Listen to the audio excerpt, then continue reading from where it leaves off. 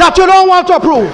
They pay $5 per kilowatt hour, and then they pay $12 per kilowatt hour, and $4.7 billion allocated for the people of Linden and the people of Wynn, who all of them who come here and say they don't want this budget. Go back and tell the people who voted for y'all, you're approving it. Mr. Speaker, it has here Let Them Power Company, the people in Let Them, all of the national folks up there, money's in this budget for the power. Mr. Speaker, they have in here Maria Power Company, money in here for the power that they get there. Go and tell the people of Mario who vote for some of y'all that y'all not approving it. Go and tell them, Mr. Speaker, Mamaruma, Matthews Ridge, Maruka, Port Kaichuma, all of these places, $7.5 billion of money goes there to make sure they have electricity. And you come here and you said that we don't like this budget. Mr. Speaker, turn in the page. Hold on, they said they're going for poor people in this budget. Social services, $192 million. Let me tell you who these monies are going to. These monies are going to Archer's Home, the Dharamsala, Vikashram Kisun. Who did the Dharamsala, rich people? Who did the Dharamsala? Look where. They said Good Samaritan Home. They said Guyana Society for the Blind. All of them have monies in this budget for them. They said legal aid, Linden legal aid, helping poor people in the legal services. They got the elderly, the National Commission of the Elderly, Red Thread. Who said to them? Women, Guyana Association of Professional Social Workers, child care. They got Saineva Shelter for abused children. They got Canaan Home, Cornelia Ida Children's Home, Haruni Girls Home, Hope Children's Home, Joshua Orphanage, Rumville Children's Home, Save Our Kids, Shy Boys and Girls. Is that a poor people? I can continue on the next page on the youth, Boy Scouts, Girl Scouts, Girls Get Red Cross, young men in Christian Association, young women in Christian. These are poor people. These not poor people. This budget got things for everybody inside. They just come here to mislead. I will mislead again. They just come in here to tell things that are not truthful. Mr. Speaker, the young lady just now, I will not even respond to. Nothing that she said. All to say that she wasted 35 minutes that she could have used during the Committee of Supply and to interrogate the estimates. Those are questions for interrogation in the estimates. They are not debate. Mr. Speaker, those are just some of the things. Mr. Speaker. Yeah. Thank you, sir. Sir, standing order 41, the honorable member said that Red Thread has money. Oh, sorry, that one was zero. Red Thread has $0. That one was zero. That's the only thing you find? I highlighted it. It just skipped my eye. Sit on back.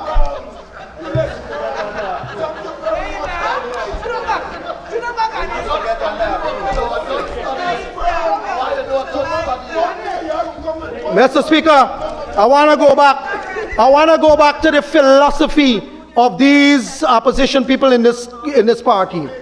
Here, I have a lot of respect for Mr. Terence Campbell. As a businessman, as a businessman, you gotta get respect for people because it's hard in business. But it gone. It gone for the past couple of days. I sat there and I heard him idolizing the former party founder, Fabs Burnham. He said so. I remember. Serve! They're not footwear to wear. And you sit there and do that. You lost me, man. You lost me. You lost me there, man. See group in this house and the Win group in this house, the collective wisdom can't amount to the least of us on this corner. Cannot amount to the least of us on this corner.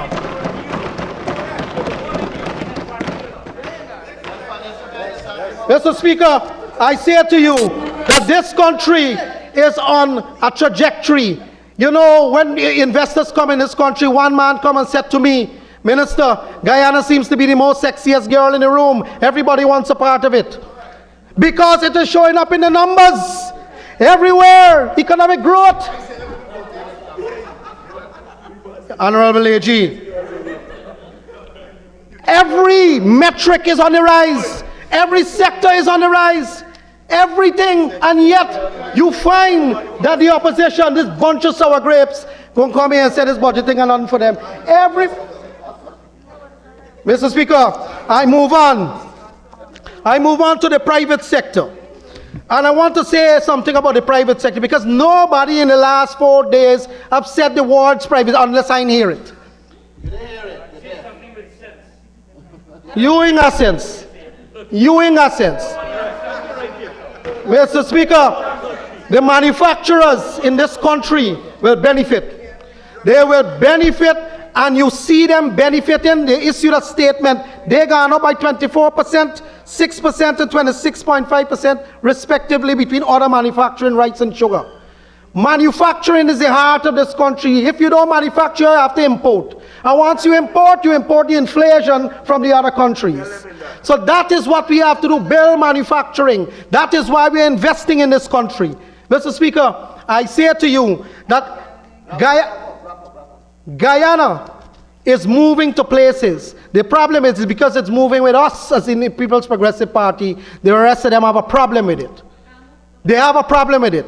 But I will take the time to show you this sector, the things that we are doing to move this country forward. In my hands, I'll start with power generation and energy. Three RFPs. No, we ain't come there yet. The first one is a Guyana gas bottling logistics.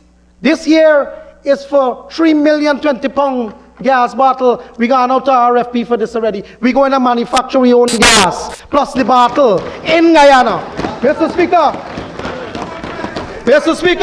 you want to talk about progress? In this budget, we have put out an RFP. This one here is for fertilizer. Mr. Speaker, those who don't know, natural gas, 70% of natural gas to 90% of it is feedstock to manufacture fertilizer. We have gone out to an RFP. This RFP is for a plant to produce 300,000 tons per annum so that we can help our farmers, cutting costs, making sure that greens and the other thing go to the market at a cheaper price. Mr. Speaker, another one, Amelia Falls, they knock it down. This is renewable energy, 165 megawatts. We will make it a reality. We got out with it. Mr. Speaker, the problem with the opposition now and the ones before is that they got $1,000 mentality. They don't understand big projects. They can't conjure big projects and they certainly cannot implement it. Mr. Speaker, somebody talk about jobs.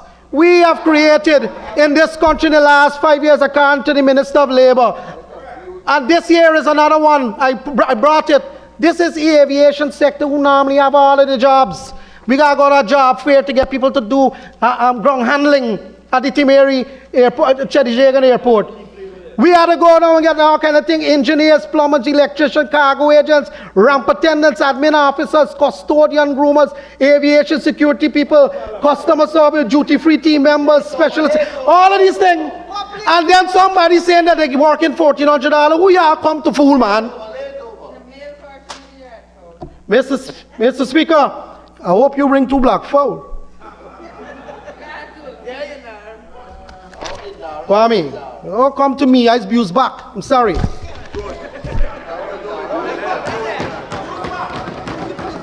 Mr. Speaker, the Civil Aviation Authority this year, who would have thought in this country that we have to move the control tower from where it is to move it on the other side because they got space to park planes? Who would have thought that? This year, we have 800 million to move that. That is what we're doing, and another 100 million to make sure we train our own pilots and everybody that is on an aircraft, those on the ground as well. Engineers to do mainframe and engine repairs, all of them. We are creating a school. That's what we plan, that's how we move this country forward. That is development. And if anybody wants a job in the sector, we're looking for people. Mr. Speaker, I wouldn't even talk about my run. I think the MP, Tandai McAllister, hit it out the park. I would not even speak about it. Abel, with the eloquence and hit it out the park. The only thing that I will say is that we will be dredging the Demerara River, and we have an allocation of $6.3 billion. Mr. Speaker, here's a problem in this country. Here is some information. You'll get 5 minutes to conclude. Thank you, sir. Let me tell you what's happening in this country. The siltation rate is filling back the river where we dredge. So we have to make sure we keep it dredged, and we can get bigger ships in here, bigger fuel ships, cargo ships, so that the unit freight in the country can drop, thereby making sure that all of the goods that we bring in the country, the prices are dropped, including fuel for the power companies, fuel that we sell back to cars and the private sector. If we dredge deeper, we can have bigger cargo ship. It cuts down the unit cost of freight. Then, by that, reduce freight for everybody in the country. That is what we are spending our money. That is our priority. And we are spending $6.3 billion in that. Mr. Speaker, Chedijagan International Airport, this thick document is just a summary of the projects we're doing. I can't even talk about plenty of them. Just a summary of it. But just to tell you is that because we have started with 4 airlines in 2020, and now we have 16 airlines. Planes coming from everywhere. The current capacity that we have outgrown it. And because of that, we have to build a 150,000 square feet facility to accommodate a new terminal, because the country is growing, the projection of visitors are growing, and we have to accommodate that. I can't even speak further what the amount of things we are doing at that Chedijagan International Airport. In 2026, Mr. Speaker, they say we don't have nothing in the budget for poor people. We have $4 billion for hinterland airstrips. I'm coming to that. For Madia, for Linden, and for Mabaruma. We don't need Mr. Sherrod Duncan, the honorable member, to tell us we need to build Mabaruma. We had Mabaruma on the cards long now. We don't put this budget since last year to do Mabaruma. $4 billion is in the budget to do it. But I'll say this to you and for everybody who's listening. The president has committed to look at 35 additional airstrips. So if you're living in Mabaruma, we'll build your airstrip. But if you're looking at Port Kaituma, we'll look at that one too. We're looking at Yakasari. We're looking at Orinduk, Chinapao, Kopinang, Monkey Mountain, Kurakabaru, Keto, Maikwak, Yorong Paru, Ayangana, Cam Jaguar, Apateri, Guns. You heard Mini Priya Manichan talk about another name? The place named Guns. The airstrip is in the middle of the village. Honorable Member Priya Manichan. Mr. Speaker, we're going to extend Gary Beaton Aerodrome. We're going to make sure Kamarang is finished. Waramadong, Arau. I ain't done yet. Puruni, Chinawing. Somebody mentioned Chinawing. Chinawing already. How long do I have? Chinawing. Korapong, Imbaimaday, Chai Chai, Olive Creek, Ikeriku, Hicks Mine, Toraparu, Anoku. Those are another 35. I can't even start. I can't even go to energy. I can't even go to energy just to say that GPL and GWI, GPL and GWI, we will continue to build out our backbone. We will finish the gas to energy project. By the end of 2026, we will have 228 megawatts coming from Wales, dispatched across the country, so we can cut electricity by half. Mr. Speaker, we are building the backbone of GPL infrastructure so that we don't have blackouts and excavators knocking down things. Mr. Speaker, in the water sector, water is life. They cost about water in the water sector. We have a lot of monies to deal with surface water treatment plant in this year, where we're not going down into the aquifer. Although we'll do it, we'll make sure that we do it in a sustainable way. But we'll start doing groundwater treatment plants at Stewartville and at LBI. We'll be making sure we have 100% access in the hinterland community, because we have monies in the budget to do that work. Mr. Speaker, I will have to bring this presentation to an end because I want to give a little more information, but I will do it in the Committee of Supply. But I want to say that this budget represents, this budget represents a second wave of development in Guyana. And get on board, and let's move this country forward and upward. Thank you very much, Mr. Speaker. Very much, Honorable Minister. Deodat Indar, Minister of Public Utilities and Aviation. And now for the Honorable Member, Mr. Terence Campbell.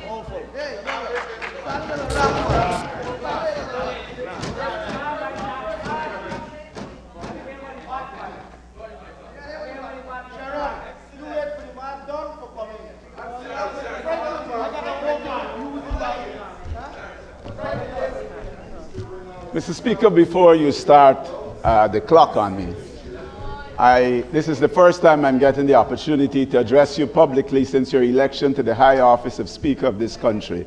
And I wanted to take this time to just offer you my congratulations. Thank you, Terence. Honorable MP.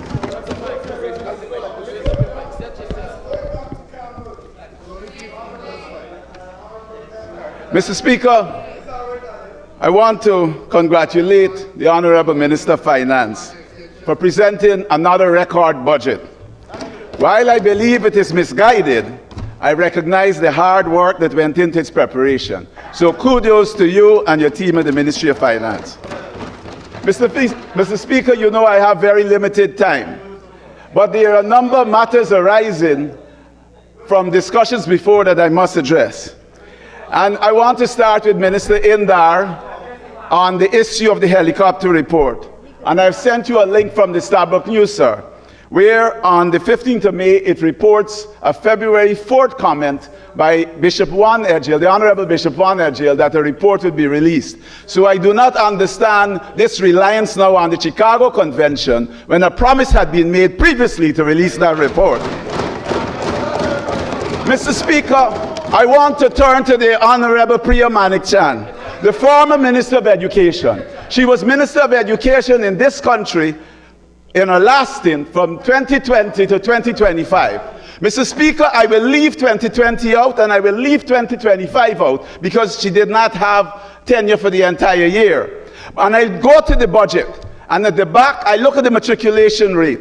When she entered the first full year in 2021, the matriculation rate was 30%, and then the last full year of 2024, the matriculation rate was 26%. The Honorable Priya Manik-Chan has been a failure at the Ministry of Education. And I want to go back to the Honorable Priya Manik-Chan again, sir. When she spoke about the road passing near the Higgs-Bosch dump site, she said it was a design flaw. But you know what I know, sir? There have been so many design flaws in this country. I want to start with them. There was a design flaw on the Skeldon Estate. There was a design flaw with the Amelia Falls. There was a design flaw with the Concussion Highway, which now needs an asphaltic layer. There is a design flaw with the gas to energy. You have to stabilize the soil. There's a design flaw on the Barrett John Deere Bridge. The trucks are rolling back. There is a design flaw with everything, including Priya Manik-Chan.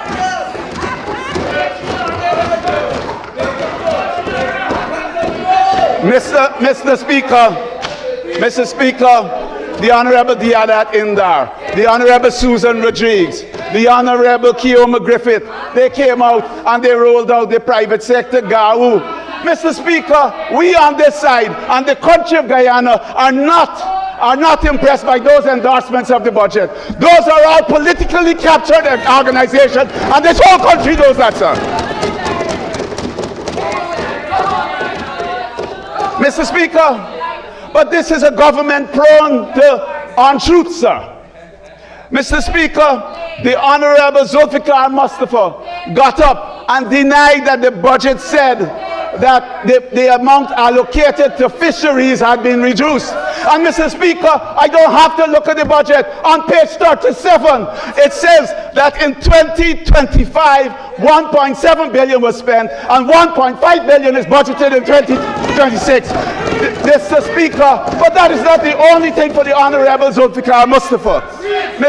I put a question to him through this Honorable House, asking him, where do imports come, poultry imports come? And his response, from which countries do poultry imports come? And his response to it, it is not considered appropriate to provide the names of business entities or individuals. It seems that the Honorable Zulfikar Mustafa does not know the difference between countries and business entities and individuals. And that lack of comprehension runs across the entire side on the other side. But Mr. Speaker, I didn't come to fight, but I have to fight. And Mr. Speaker, I was a good fighter. And I have to pick a very strong fight. The Honorable Charles Ramson got up in this House and spoke about reparations and the representation of His Excellency President Irfan Ali. But I want to say to you, Mr. Speaker, that no government that bulldozes the people at Makkah and that is getting ready to bulldoze the people at Safari this weekend can adequately represent the cause of African Guyanese on reparations. Mr. Speaker, I'm going to tone it down a little bit. I want to turn my attention to my friend, the Honorable, I have the unenviable task, sir, of addressing two portfolios, health and finance. So I have to quickly deal with the Honorable Minister of Health. The Honorable Minister of Health says that he has adequate nurses and adequate doctors. But, Mr. Speaker, Onessa Andrews is not alive today. She died on December 12th because she could not get timely treatment at the Enmore Regional Hospital and at the Georgetown Public Hospital. She has passed. We have received reports from Diamond. We have received reports from Diamond where people have to wait inordinate delays to see a doctor. Mr. Speaker, the nurses at the Bath Regional Hospital, they complain about burnout. The nurses at the Bath Regional Hospital, they complain about the foreign nurses. The foreign nurses get a bigger salary and they get transportation, they get food, they get accommodation. But Mr. Speaker, and I'm going to jump ahead, there's a nefarious plan of this government. They want to get rid of the local nurses and to bring Bangladeshi nurses. Mr. Speaker, it is not lost on me that 150 Bangladeshis voted in the national election at Ogle. They had a polling station organized for them, sir. And it is this importation. The Bangladeshi government says they are going to put a high commission in Guyana to explore the labor market, sir. There is a need, there is a determination on behalf of this government that they will change the political calculus and the demographics of this country, but we will oppose it, sir. Mr. Honorable, you will have an opportunity to respond. Honorable Minister, I am confused by your numbers. You are building regional hospitals, but you have a nurse shortage. The budget says that the number of nurses per 10,000 has gone down from 34.4 to 32.5. You have less nurses and you're building more hospitals. So I know your answer. You say you're going to build 5,000, you're going to train 5,440 nurses and allied health professionals. But this government has a problem. It does not like to disaggregate data, sir.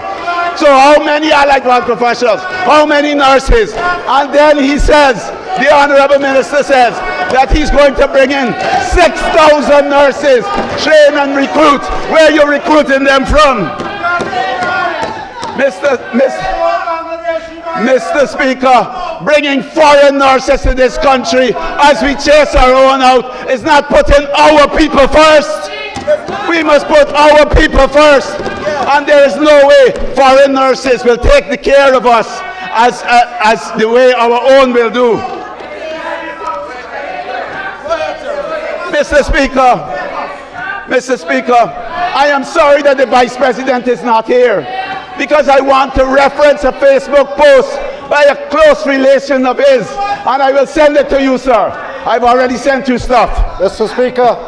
Dr. Mark de France, and I want to quote him very quickly. Honorable Minister of Health.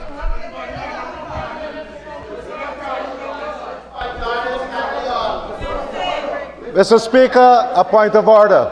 The honourable member came to this House and said that we have Bangladeshi nurses in Guyana.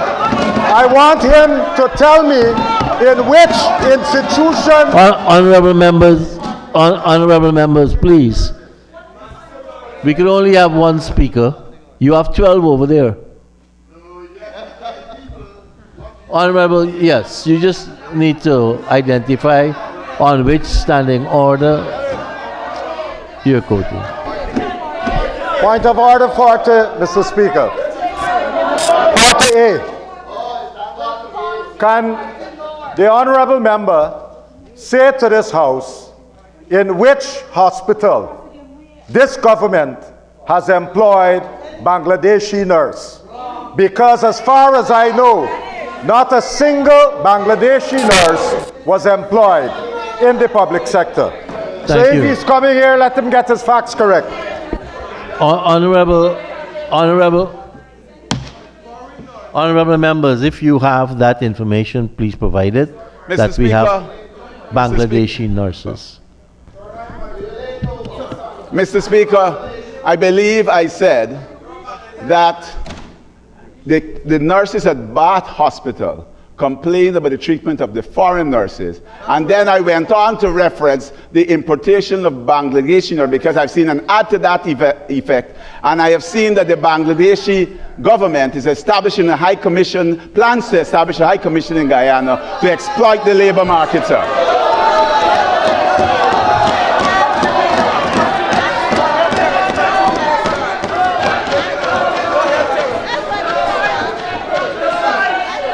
Mr. Speaker, if I may say one more thing, just on this issue. Honorable member, I don't know if the Bangladeshi government is about to establish a high commission here. But if they do, I think it will be a little bit, I don't want to use that word, for us to impute they're doing that just to exploit. Right, that will be a bad footing for us to start our international diplomatic relations formally with the Bangladeshis.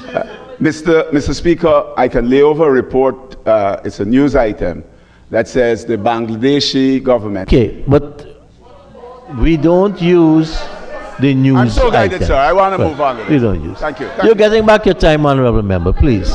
Let's continue. We got that clarification from you.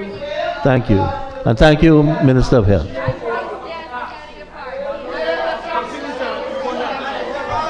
Mr. Speaker, I want to quote from Dr. Mark DeFrance, who works at the Georgetown Hospital and probably well known to most in this honorable House.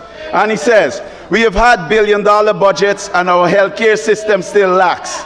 Why can't we get a simple coag profile available at our topmost hospital? Why are we still short of so many needed medications? Don't come for me. Go outside East Street and ask every patient that leaves whether or not their prescription was fulfilled. Yes, we need infrastructure, but infrastructure only benefits a certain subsection of our population. Our pensioners, our single mothers, our differently abled need way more than has been offered." Sir, Dr. Mark DeFrance works at the Georgetown Public Hospital and is a close relation of the Honorable Vice President. And here it is. Sir, we cannot put this budget, put bricks ahead of people. Mr. Speaker, I want to turn to the issue quickly of expired medications. The Honorable Viceroy Jordan highlighted a case of a cancer patient at the New Amsterdam Hospital who received expired cancer drugs more than once.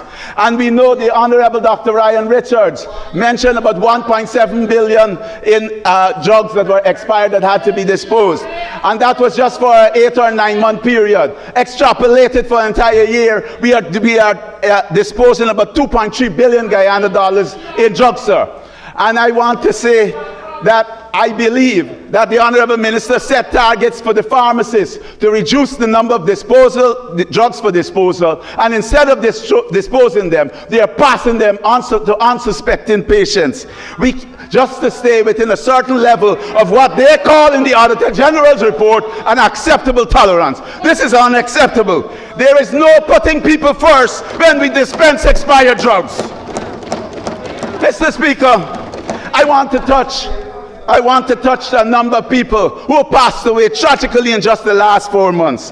DeAndre Prashad died September 22nd, both kidneys removed without disclosure. Narissa Chetram lost her baby and her womb on November 8, 2025. Latoya Griffith died on November 20th, 2025 at New Amsterdam Hospital after being given drugs to induce labor prior to a scheduled cesarean. Marissa Eastman died tragically on January 18, 2026 after plunging to her death at the Georgetown Public Hospital.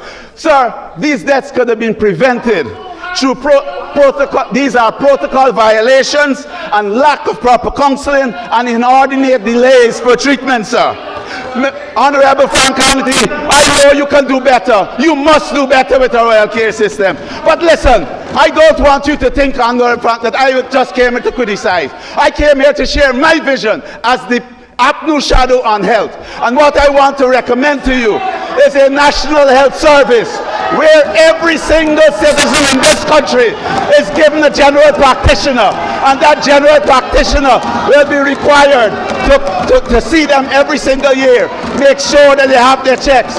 And we must never have undiagnosed colon cancer, undiagnosed cervical cancer, undiagnosed prostate cancer, undiagnosed breast cancer ever again.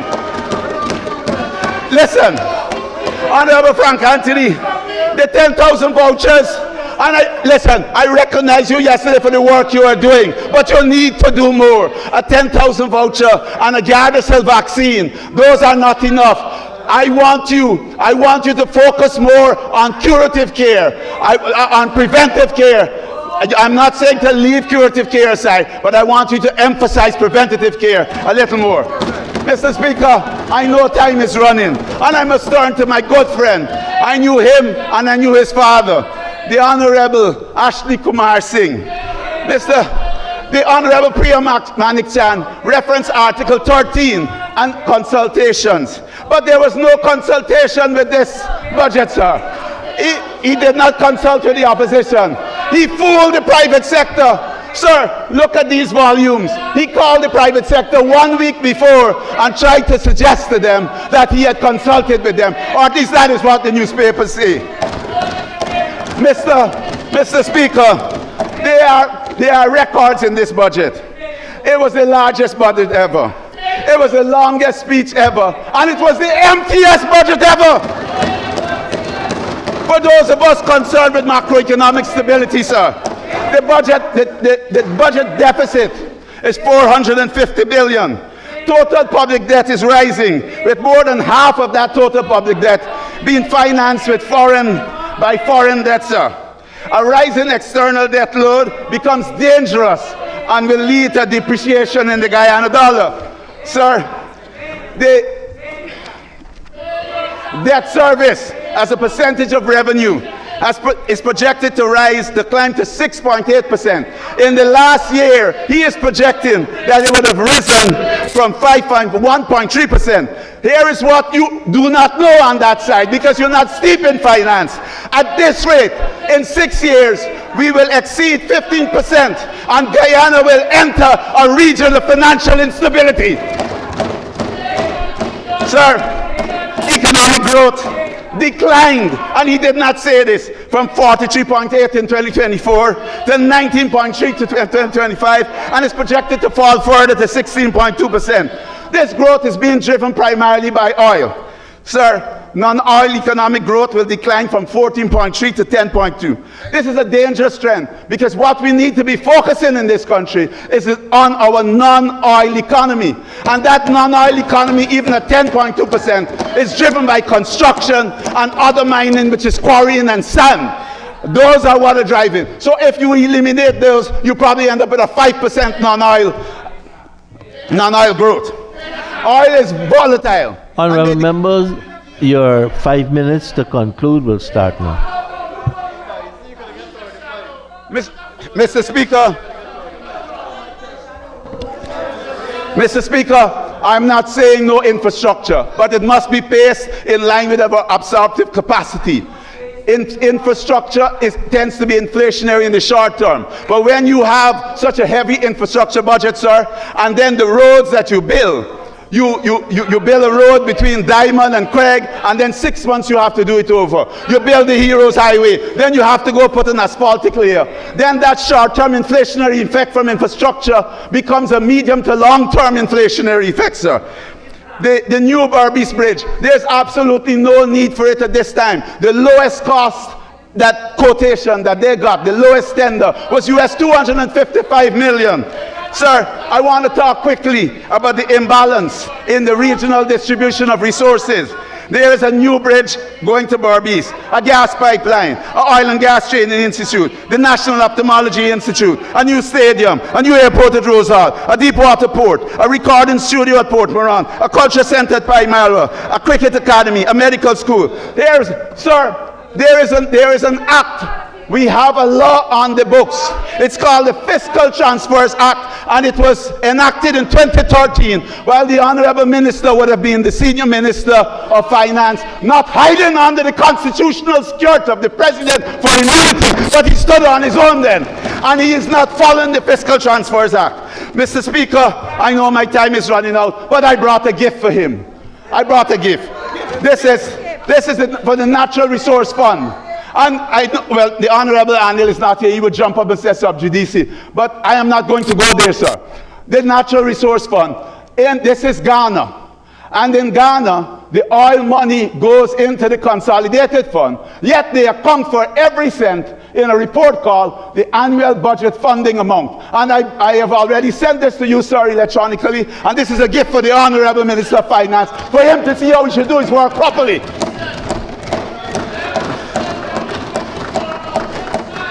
Mr. Speaker, they are using the NRF as an ATM. Mr. Speaker, sometimes the Honorable Indar spoke about the dredging of the Demar River. But what is not said is that will go to a friend, family, and favorite. Mr. Speaker, I cannot leave the Honorable Vikram out. Mr. Speaker, we know the numbers. In 2019, when the AP and UAFC government was there, gold declaration was 641,828 ounces at $13.92 an ounce. Gold declaration in 2025 had a average price of $3,035. But yet, the declarations were much lower, sir. My estimate is that Guyana is losing up to $1.7 billion in earnings from gold because of smuggling. I hope that's not unparliamentary, sir. Sir, we are seeing the exchange rate pressure from the infrastructure spend and also from the gold smuggling, sir. The exchange rate, and I checked this on Monday, on the street, which I believe to be the real value of the Guyana dollar, was not available at 235, and you could only get it at 240 to 1. Everybody expected when Guyana got oil that this country, the currency would have been appreciating. Instead, we have a rapidly depreciating currency. Sir, we are importing bananas. We are important, our poultry imports, we used to be self-sufficient in poultry. That is double. We used to be self-sufficient in beef. That is double, sir. This government does not care for the poor. If it cared for the poor, it would have, there's an issue of data paucity in this country. It would have proper data on poverty, sir. So give me 1 second here. A policy that would show requires frequent, transparent, and granular data. Child versus adult poverty, sir. Pensioners versus working age poverty. Poverty by ethnicity, and poverty across economic sectors. When you look at what was given for the safety net in this budget, this government is heartless, and I'm disappointed in the Honorable Ashley Singh, who I knew since he was a young man, and I still am a close friend of his father if I see him today. Mr. Speaker, the challenge is clear, and I know I am grateful for you for the time that you're giving me, sir. But I want you to know, the AP and you will continue to hold this government accountable to press for policies that protect lives, reduce poverty, and provide livable incomes, and stop illicit transactions. I'm not using that word, sir. Stop illicit transactions or stop graft in this country. The president had promised to address this graft issue, but there are no measures in the budget to address graft. We will offer constructive proposals. We will collaborate where possible. We will oppose measures that harm the majority. On this basis, and until real people first change is demonstrated, I'm unable to support this budget. And I want to tell you, the Honorable Ashley Singh, and all those of you whom with your hubris said to us we are consigned over here forever. The APNU will put people first. Now and when we return to office, very soon, very shortly, in 2030. Honorable Speaker, I thank you. Thank you very much, Honorable Member. Mr. Terence Campbell.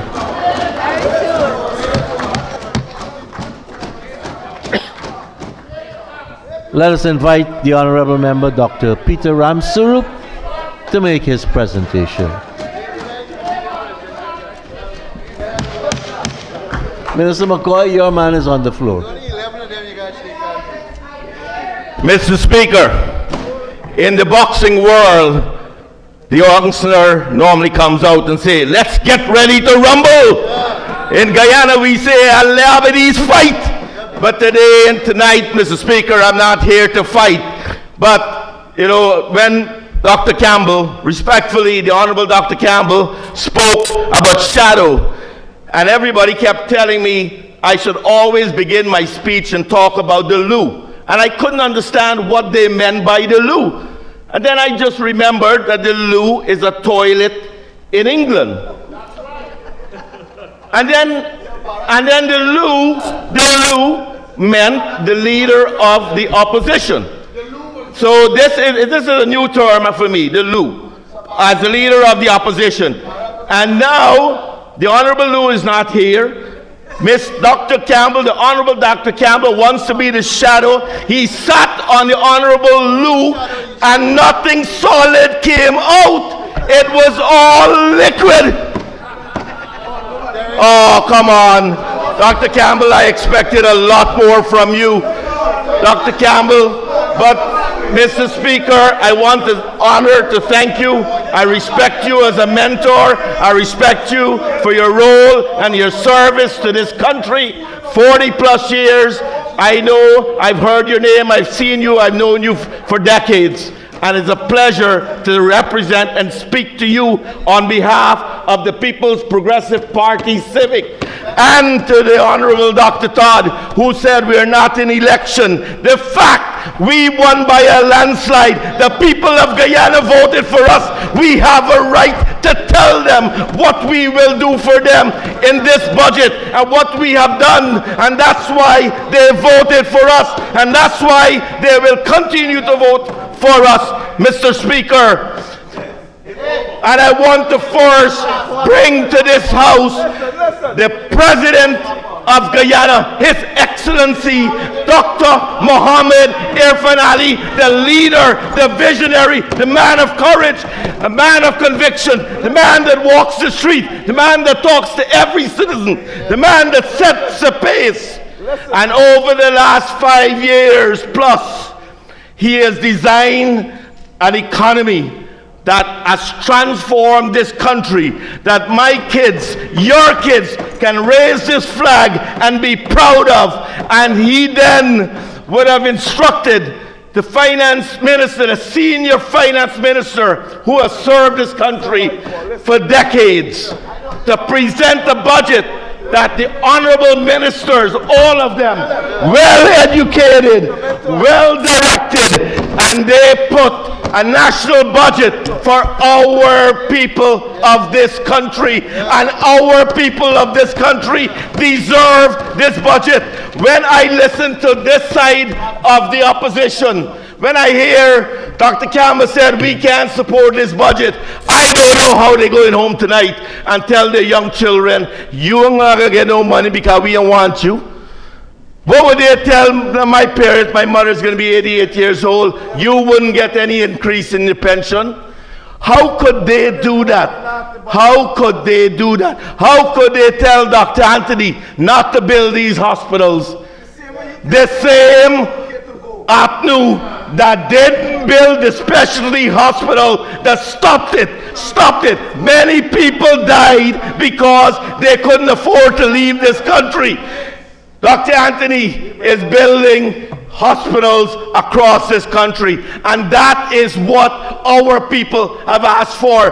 Whether it's $10,000 more in the threshold, whether it's money for the pensioners, it is not all about the giveaways. If even I had $1 million more, what would I do with it?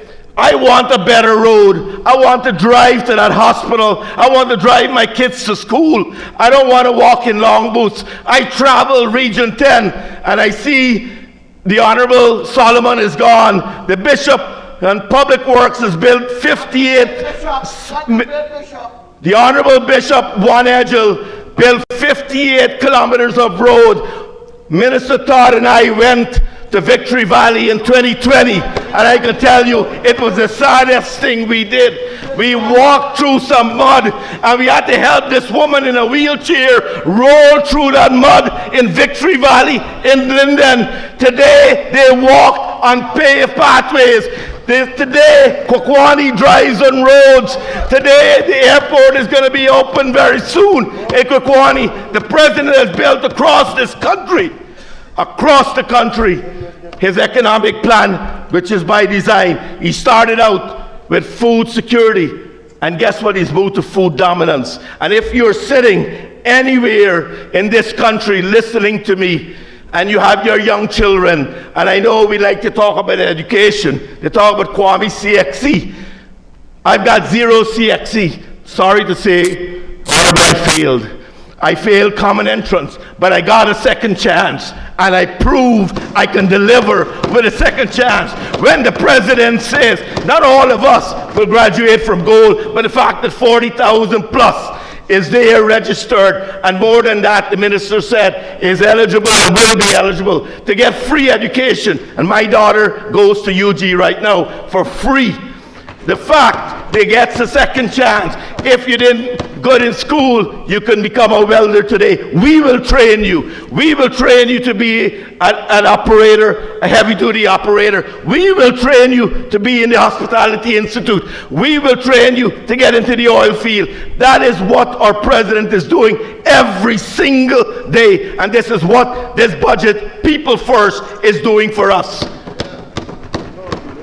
So, when you all, and I can bet, when the vote comes and they ask who is voted for the budget, all of you would say no. And the fact is, you will have to go home to your wife, to your husband, to your children, to tell those people that voted for you, you don't want them to get a better life. We are here, we have delivered over the last 5 years, and we will deliver a transformed economy in the next 5 years. We should be proud. Every single Guyanese listening to me should be proud of where our country is at. When our president travels around the world with the Honorable Minister, when he meets with global leaders, just recently in Belize, we signed a deal with the private sector of Guyana and the private sector of Belize to build refined sugar. Imagine refined sugar in Guyana. You know what the cost of value of that refined sugar? It is a lot more than the regular sugar. Our private sector is delivered. When you look at investments that have come into this country, investments, the private sector in Guyana has delivered. A lot of the hotels, the minister has opened, former minister has helped put together, has delivered by the local people. And those talk, Dr. Campbell, the Honorable, talked about cement and quarries. Every time a building goes up, it becomes a purchaser. That building becomes a purchaser. Somebody got to sell the stone. Somebody got to sell the sand. Somebody got to sell the window. Some mason will get work. Some electrician will get work. That is what we're doing for this country. We are creating employment. 104,000 the Minister of Labour talked about. We have reduced unemployment more than half, and we will continue to build this country to to the rightful place for everyone in this country. The president talks about energy, that we are now energy dominant. We know we have oil. When we first heard about oil a decade ago, they said 750,000 barrels we will ever get by 2030. Honorable members, citizens, Mr. Speaker, we will have 1.2 million by 2030, and probably a lot more than that. What does that do for Guyana? President said oil is not about Guyana. It's a catalyst that would enable the non-oil sector to produce more energy by building that 300 megawatt plant, by putting out another 300 megawatt plant, by bringing a new pipeline to Berbice. Dr. Campbell, what that would do, by reducing tax on agro-processing and agriculture, what that will do. There's a company called Umami that produces ketchup and pepper. A lot of us buy it in a store. He just told me he's going to be glad to expand his factory. He just signed a deal for Canada. DDL, in partnership, will build the first dairy plant in Guyana, in Mobalissa, in Region 10. And that will bring jobs. We get to buy fresh cow milk. We have a young chap from Canada that came back from Bahia producing beautiful cow milk in bottles. That is what Guyana is about. It is about for us, our people. And when our people get better jobs, they make more money. When the minister talks about housing and 40,000 new homes, imagine the contractors that will get to build, the quarries that will be able to sell. We've got people now looking at how to build drains, concrete drains with molds. The president has announced that every single village across this country will get drains. Why will you not approve a budget like that? Why would you not help the Minister of Local Government recycle every garbage in our country and build those plants all over this country? Why will you not vote for this budget? I want you to tell your young children tonight. That's young children tonight, if you have any, why you will not vote for this budget. And I can go through all the ministers here, what they have said. Minister of Human Service, taking care of our disabled people, taking care of our needy. We talk about women, and the president spends a lot of time on getting women to work. Imagine your family gets to make more money, because it's not just the husband going to work. The mother can stay home. She can have a home center. No taxes on education, no taxes on health care, no taxes on agriculture, no taxes on agri-processing.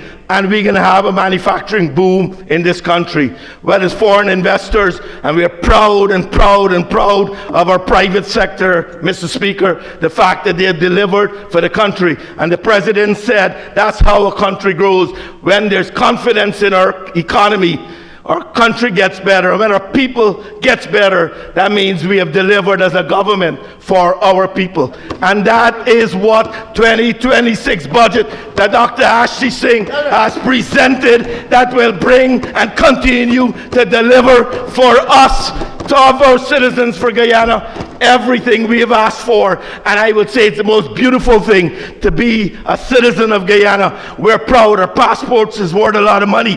We're not leaving this country anymore. People are begging to come home. I sit in my office every day speaking to investors that are diaspora that says, Peter, how can I come home? How can I be part of Guyana development? I don't want to stay in the United States. It's cold. I don't want to stay in Canada. I want to come home. The British are seeing us, our investment. They've offered us $3 trillion. The USSXM Bank has offered us $2 billion. The president has presented the plan for 2030 and beyond. He has presented a plan that every one of us, every one of you across the aisle will get a chance to develop your business. And you better figure out where you fit. Do not disapprove this budget, because you need it. You need to be fitted in our economy, or else you will be left behind. And Mr. Speaker, I don't need extra time. I will end to say that Guyana is a proud country. We are the developer and the next frontier of the world. We are the country that people want to hear about. We will see it in next week or 2 weeks when the energy conference is here. This is our Guyana. Let's work, let's build it together. Vote this budget. Opposition, we will deliver. Thank you very much, Mr. Speaker. Thank you very much, Honorable Member. Dr. Ram Sarup. Our next presenter is Deputy Speaker, Dr. Vishwa Mahadev.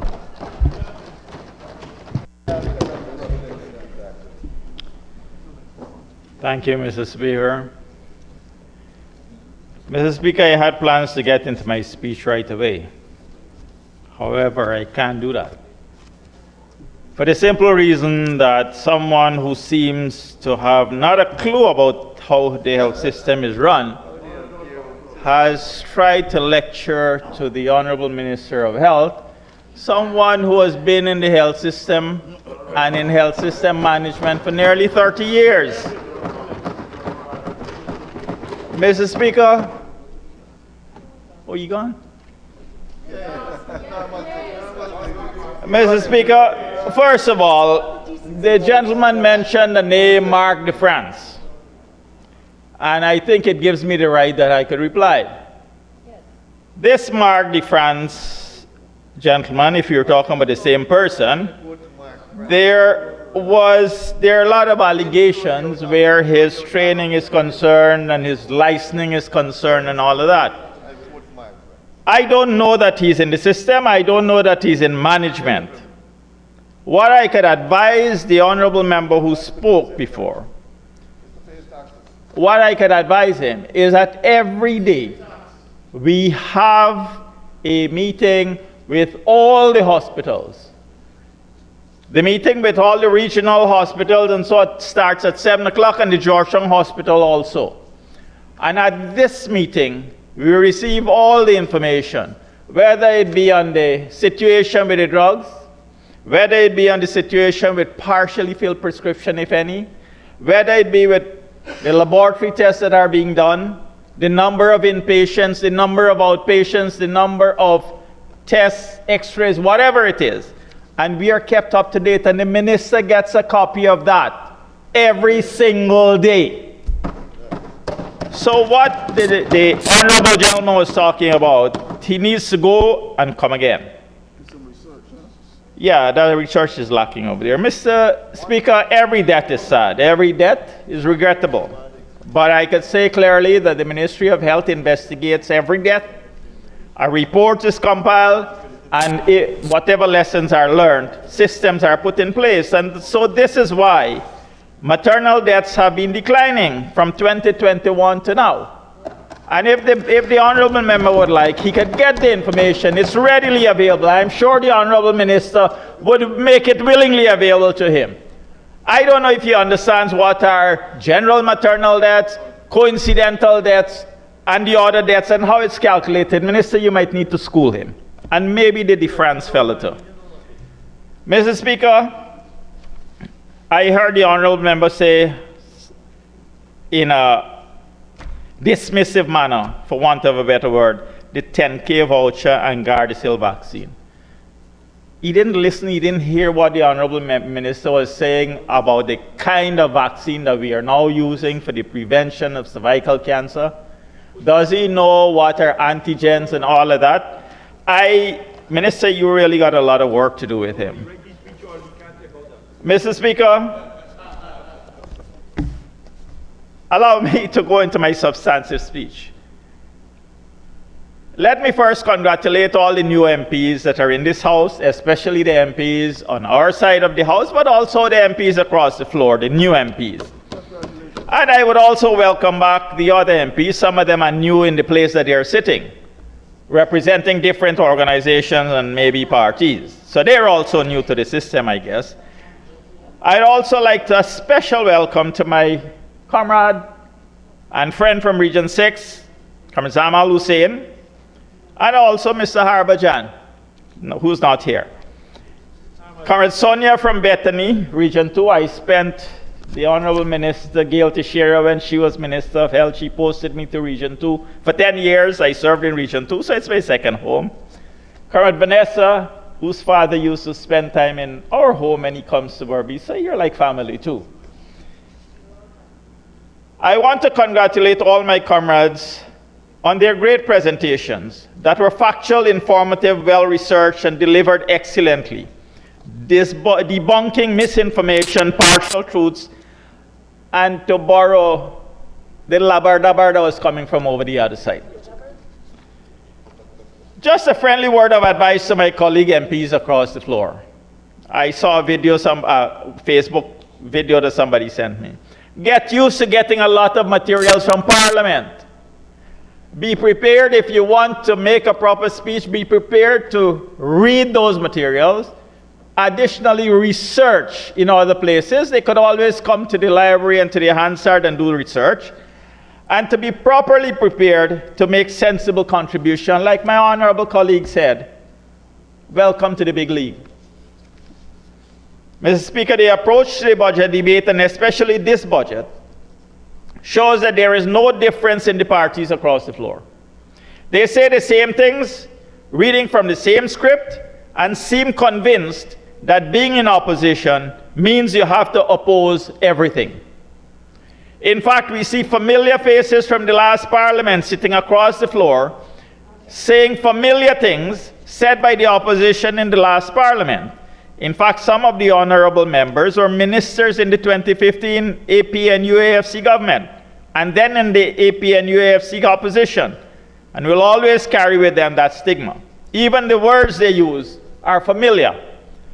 Honorable Hastings, let me remind you, from the Bring It On statement that led to you being on that side of the House, to keep the seat warm from us, which was a favorite of my friend Ganesh Maipal, honorable member, to your latest comment, you must have a legacy for when you leave from one side of the House to come to this side of the House. It's all familiar. By God, news to you. The Guyanese people from 2015 to 2020 had a taste of what you offer, what you can do. 5 years of deception, 5 years of mismanagement, 5 years of broken promises, and a major attempt to steal an election. And they voted you out.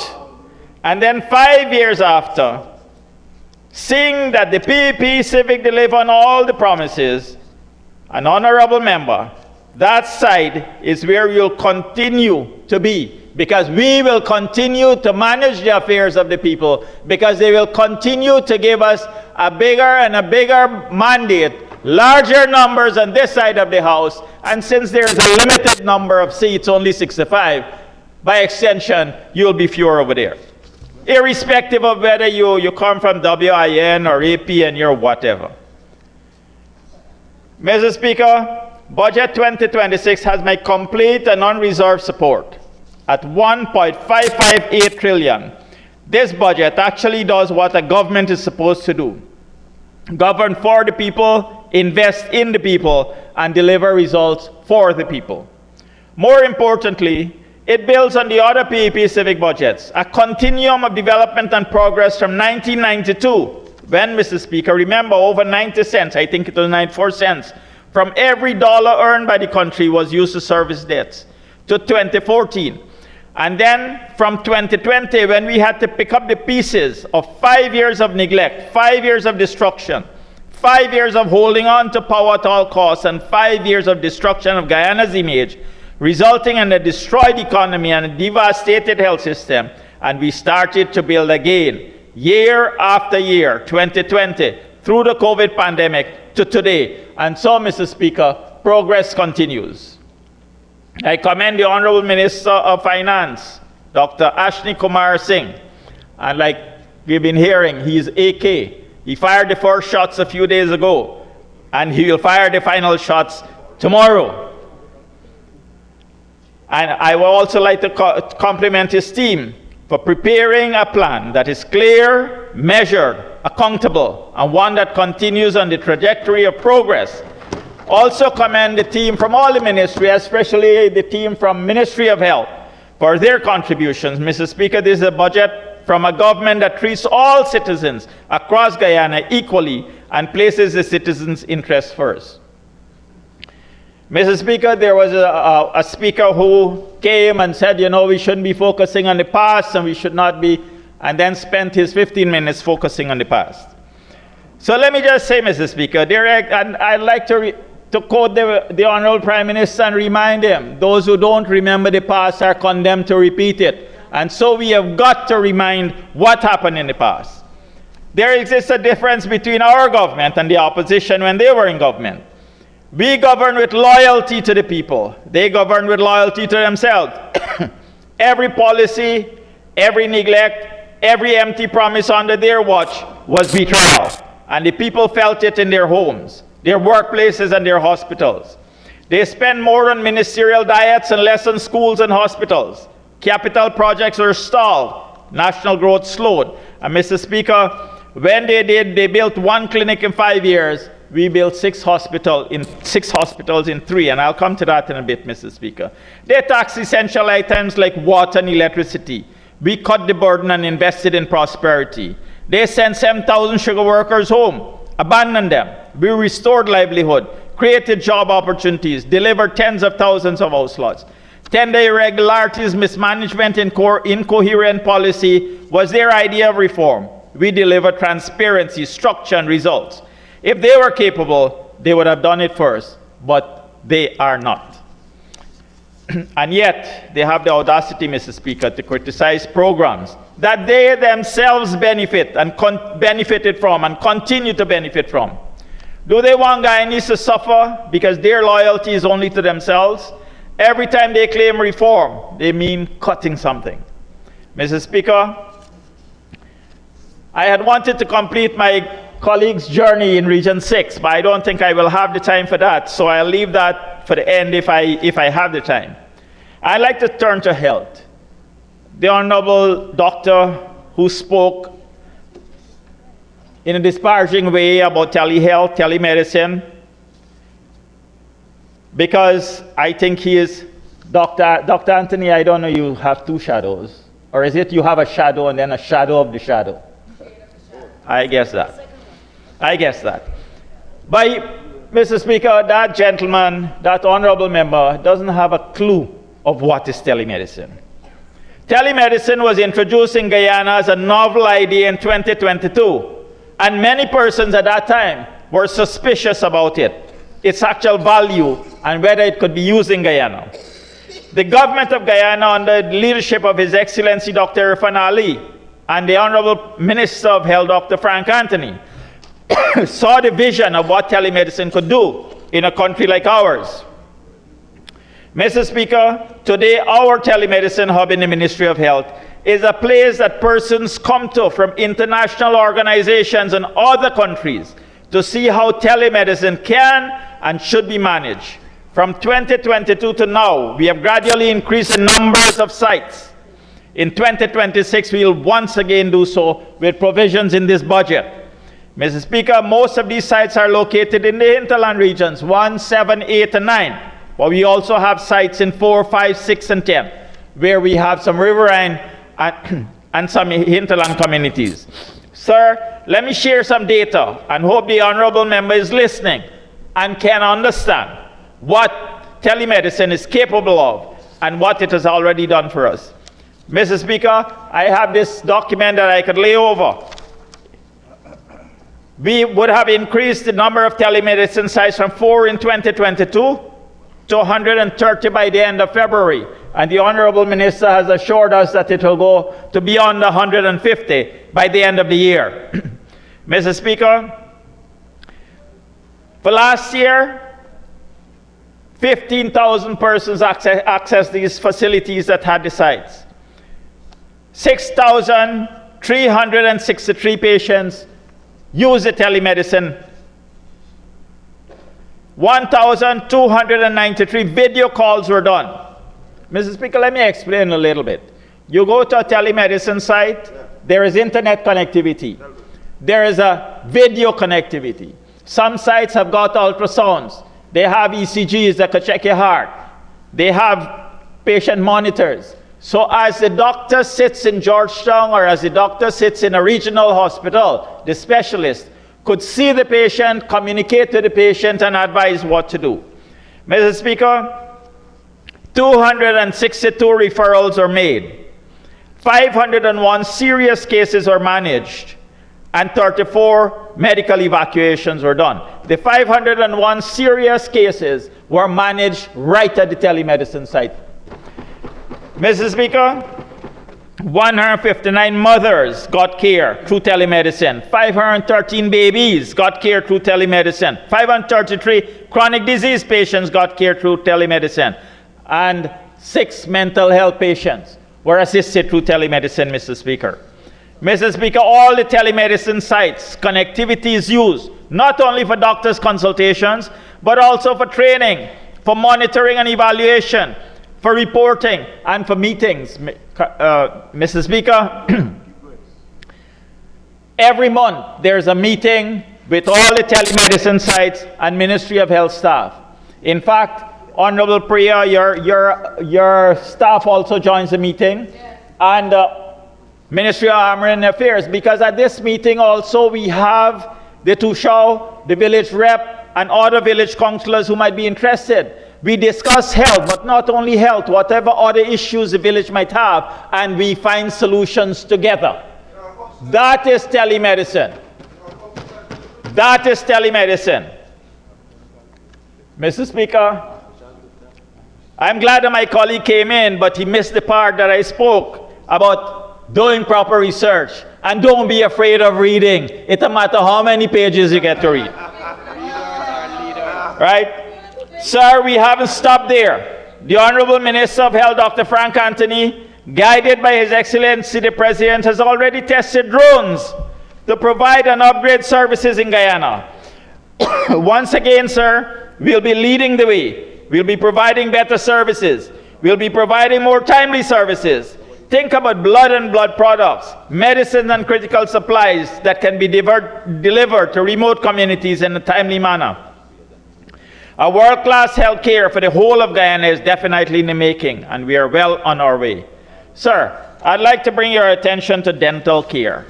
It's not something that we talk about a lot, but I need to draw the attention of this House to dental care. And I'd like to ask the Honorable Dr. Ashney Singh, I'd like to advise him that he might have to make some changes in the way he compiles the budget. Mr. Speaker, we are already providing top-of-the-line services in dental care. Honorable Minister of Health mentioned dental CTs and several regions, including 4, 6, 8, and 10 dental digital x-rays in the regions, 3D printing, etc. However, we need to state the following, and this is the information that I got from Dr. Moniz, who is the head of dental department in Guyana. The infrastructure that we inherited in 2020 for dental care was crippled. The first year, in 2021, across the country, we could have only done less than 50,000 dental procedures. Came in government, and under the People's Progressive Party Civic, we have engineered a complete and comprehensive nationwide inclusive framework for dental care. We have increased dental clinics from 42 across the country to 59 facilities, ensuring a geographic spread and access. We have gone from 50 largely not working chairs, dental chairs, to 99, a nearly 100% increase. There is nearly a 10-fold increase in annual dental procedures in just 4 years, from under 50,000 to over 494,000 procedures. Each number represents a patient treated, pain alleviated, and health restored. Mr. Speaker, please allow me to divert a little bit, because when we are talking this, people really don't appreciate what we are doing. And so I'd like to bring some numbers. Root canal, and root canal is a serious procedure. You have to have special training for it. My colleague over there should know about it. Don't know if he's doing any. In 2022, 13 root canals are done. In 2025, 390. If we take a root canal at about $50,000 each, that is $19,500,000 in the pockets of those persons who would have had to pay for it. X-rays, 2,258 were done in 2022. In 2025, 16,595 at a cost of approximately $2,000. That's being conservative. $33,190,000. Fluoride treatment, from zero in 2022, Mr. Speaker, to 24,887 at approximately $2,000 each, comes up to about over $49 million. Prophylaxis, 23,356 done in 2025 at about $10,000 each. This would be cleaning and so, comes up to about $233,560,000. Fillings, 32,420 done in 2025 at $10,000 each, $324 million. Impacted tooth, and this is one that would need surgical intervention. Am I right, Doc? In most cases.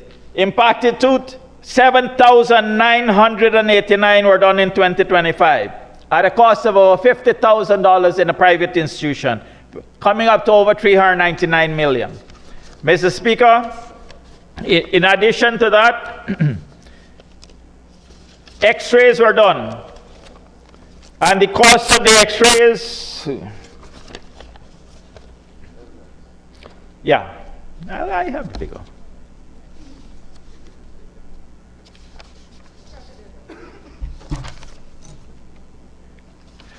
In total, Mr. Speaker, if you put all the costs together, it comes up to over $1 billion. $1 billion that we did not cater for in the budget, but $1 billion that remains in the pockets of the people who access this service. And I think we need to mention that, Mr. Speaker. Mr. Speaker, we also did a dental assistant training program. We not only provide equipment, but we also train persons. 18 new assistants were trained and deployed across the region. Our dental laboratory technician program for fabricating dentures, we graduated 12 persons. Mr. Speaker, we have also bought simulation equipment, so our new dentists and dentechs that are being trained will have practical experience. Mr. Speaker, the rise in X-rays I had mentioned was from 22,000 to 62,000 in 1 year.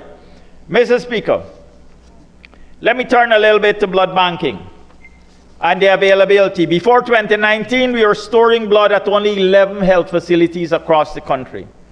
Now we are storing blood in 34 health facilities across the country. Before 2019, we were collecting blood from only 4 regions. Mr. Speaker, currently we have sensitized people in all the regions, and we have voluntary donors in all 10 regions of Guyana. We have increased blood collection to over 12,000 units per year. Mr. Speaker, before 2019, we were supporting approximately 20 heart surgeries a year. And for the heart surgeries, we have got to have at least 6 units of blood on standby. In 2025, Mr. Speaker, over 100 heart surgeries were done, and each one took about 6 units of blood. Mr. Speaker, let me move on to GPHC, our premier institution. There's a lot to talk about GPHC, but I'd just like to mention 4 points. The transplant team completed the first 4-pair chain kidney transplant ever performed in Guyana and the Caribbean. This was done last year. The GPHC Pathology Laboratory received its ISO 15189 Plus international accreditation from Accreditation Canada, again last year. A major milestone was achieved at GPHC by routinely performing abdominal aortic aneurysm repair. Previously, Mr. Speaker, all our patients had to go overseas or they died. And we launched the electroconvulsive therapy service in September last year in the psychiatric department. Mr. Speaker, we all know, let me turn to ophthalmology, we all know. Yeah, Mr. Speaker, if anybody needs treatment, we could provide the treatment for them for free. We all know what is the history of the National Ophthalmology Hospital. Located in Port Moran, built under the watch of President Bara Jagdeo, functioned excellently until early 2015. And between 2015 to 2020, you had 0 cataract surgeries done there. When we took over back in 2020, early part of 2021, the government of Guyana spent over $100 million. In fact, over $25 million to fix the infrastructure loan, another $100 million to buy equipment, new equipment, so that we could get going again. After spending all that money, we started functioning. And Mr. Speaker, once again, we have no backlog of cataract in Guyana.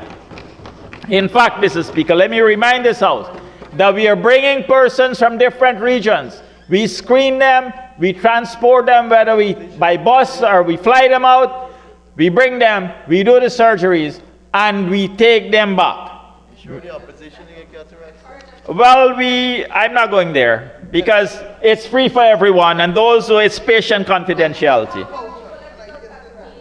Mr. Speaker, let me just talk about some of the, and currently we have a Guyanese that's heading the National Ophthalmology Hospital. Dr. Saif Ali. Mr. Speaker, cataract surgeries done for last year, 728. Pterygium surgery, 312. Intravitreal injection, 205. Cataract laser surgery, 275. Diabetic retinopathy and retinal laser surgery, 219. Total, 1,736. And Mr. Speaker, if we are to take what it would cost these patients to get it done privately, it comes up to a total of $246,580,000 that these patients saved and that they could use for themselves and for their family. Mr. Speaker, training. Credit must be given to this government, the Minister of Health and His Excellency for the visionary input in training. Using the Coursera platform, we are now providing training to nursing assistants and registered nurses. Using this method of blended training, the numbers of staff that we could bring have been multiplied. Persons did not want to leave their homes and their regions to come to Georgetown to be trained. They are now being trained at home, and I'll read some of the testimony, Mr. Speaker. Additionally, the Ministry of Health with the regions have extended and built its capacity to deliver training even in the regions. Region 1, 7, 9, 6, 2, 3 are doing their own training. Pharmacy assistants, laboratory technicians, and recently, Mr. Speaker, in regions 3, 4, 5, 6, we would have done training for patient advocates. And that is something that will continue across the country on the advice and instruction of His Excellency and the Minister of Health. It is the goal of the Ministry of Health that every health center and every remote health post must have the services of either a doctor or, if not available, a MEDEX. Towards this end, we have increased the number of persons in training in the MEDEX program. Last year, we graduated 30 MEDEX. Currently, we have over 50 in training and for the MEDEX program. In total, from 2020 to now, we have increased the number of MEDEX that are available and working in the system by 57. In total, Mr. Speaker, we have added 4,309 persons who are trained, graduated, and employed by the Ministry of Health. Mr. Speaker, I've received lots of requests to bring this House testimony of persons, but I'll leave that for the end. Let me deal a little bit with some other issues that Honorable Minister did not have the time to deal with. Mr. Speaker, we'll be setting up an ambulance authority. Currently, every facility has its own ambulances, whether it be a vehicle ambulance, a minibus, boat ambulance, an ATV ambulance, and they all operate by themselves individually by the regions. This ambulance authority will be well equipped, will have adequate numbers of ambulances that suits the terrain in which they have to function, whether it be ATV ambulances, whether it be boat ambulances, whatever it is, we will have adequate number. And there will be a central ambulance authority. The ambulances will be placed in strategic locations, Mr. Speaker, so that we could get the fastest access to the patient. That is in the works this year, Mr. Speaker, and by the end of this year, next budget speech, you will hear how many ambulances we have brought into the system. They come not only with the ambulances, they come with equipment, they come with training, and they come with persons and large number of persons who will have to be trained and then employed to service the people of Guyana. Mr. Speaker, that comes, ministers reminding me, in a partnership with Northwell. So we make sure we get top of the line, and we make sure that the training is not local alone, it's world class. Like the President has been saying, we'll be having a world class health system in Guyana. Mr. Speaker, let me come to some of the testimony. I've been receiving lots of requests to bring to this House testimony of persons from across this country as to how the healthcare delivery has affected them and impacted their life. Sir, you would remember some time ago, we were talking about developing surgical capacity in the regions. When we came in government, there was one region that had no surgical capacity at all. What we did, we started putting monies in the budget and building these theaters. We built a theater in Maruka. We have built a theater in Port Kaituma. It is working. Do your visits. This is what my colleagues have been advising you. Visit. Come here informed. Come here informed. Do your research. Ask questions. Go there. Mrs. Speaker, we also built in Region 9, theater in Aishalton, Karasabai, Anai, and Mr. Speaker, Madhya. I am going to read to you, Mr. Speaker, an example of a case that we had in Aishalton. Let me give you 5 minutes so that you can read and conclude. Thank you, Mr. Speaker. The case, Mr. Speaker, in Aishalton, we had a case where a pregnant mother, a lady, had a ruptured appendix, a ruptured ectopic pregnancy, sorry. Anyone who knows a little bit of medicine would know that is life-threatening. There's a lot of bleeding, and intervention has got to happen as quickly as possible. Mr. Speaker, we evaluated that patient. We did not have a surgical team there, but we had a theater, a functional theater, with instruments, with equipment. And so the RHO of Region 9 reached out for help. We had a discussion, and we advised that a team, a surgical team goes in. Mr. Speaker, it took the team 1.5 hours to get there. Within a matter of 2.5 hours, that surgery was completed, the patient was safe, and the patient is still alive, still thankful, and the community is thankful, Mr. Speaker. That is just one of several cases. In addition to doing planned surgeries, Mr. Speaker, this is what we could do. We could send teams in there, even in the case of emergency. Mr. Speaker, Mr. Domingo from Whitewater, who's a deputy to Shaw, and who happens to be a community health worker currently. As a young, I quote, as a young indigenous leader from Region 1, as a young indigenous leader and vice to Shaw, I strongly welcome and commend the National Budget 2026 of the Government of Guyana. This budget speaks directly to the future of young Amerindians like myself and many others across our hinterland riverine communities. Through the GOLD program and access to platforms such as Coursera, young people are now being given real opportunities to educate themselves without having to leave their homes. I am personally benefiting from this initiative, and I am thankful, unlike some others. As I am presently studying in a nursing assistant hybrid program from the comfort of my own home, this allows me to continue working, support my family, serve my community, whilst upgrading my skills and qualifications. For many of us, this was never possible before. Budget 2026 recognizes that education must be accessible and flexible, especially for indigenous youths who often face geographic and financial challenges. It is empowering a new generation of leaders, inclusive of Amerindian people. Mr. Speaker, it continues. This budget is not just about numbers, it is about people. It is about inclusion, opportunity, and nation building. As a young Amerindian and community leader, I see Budget 2026 as a strong step toward empowering indigenous youths to contribute meaningfully to Guyana's development while remaining rooted in our culture, families, and communities. Additionally, I was among 8 young Amerindian leaders who received specialized training on the use of digital health, digitalization of healthcare development with direct relevance to Guyana. Through this program, we gained valuable knowledge and hands-on exposure to modern health information systems, digital patient records, telemedicine, disease surveillance, and the use of technology.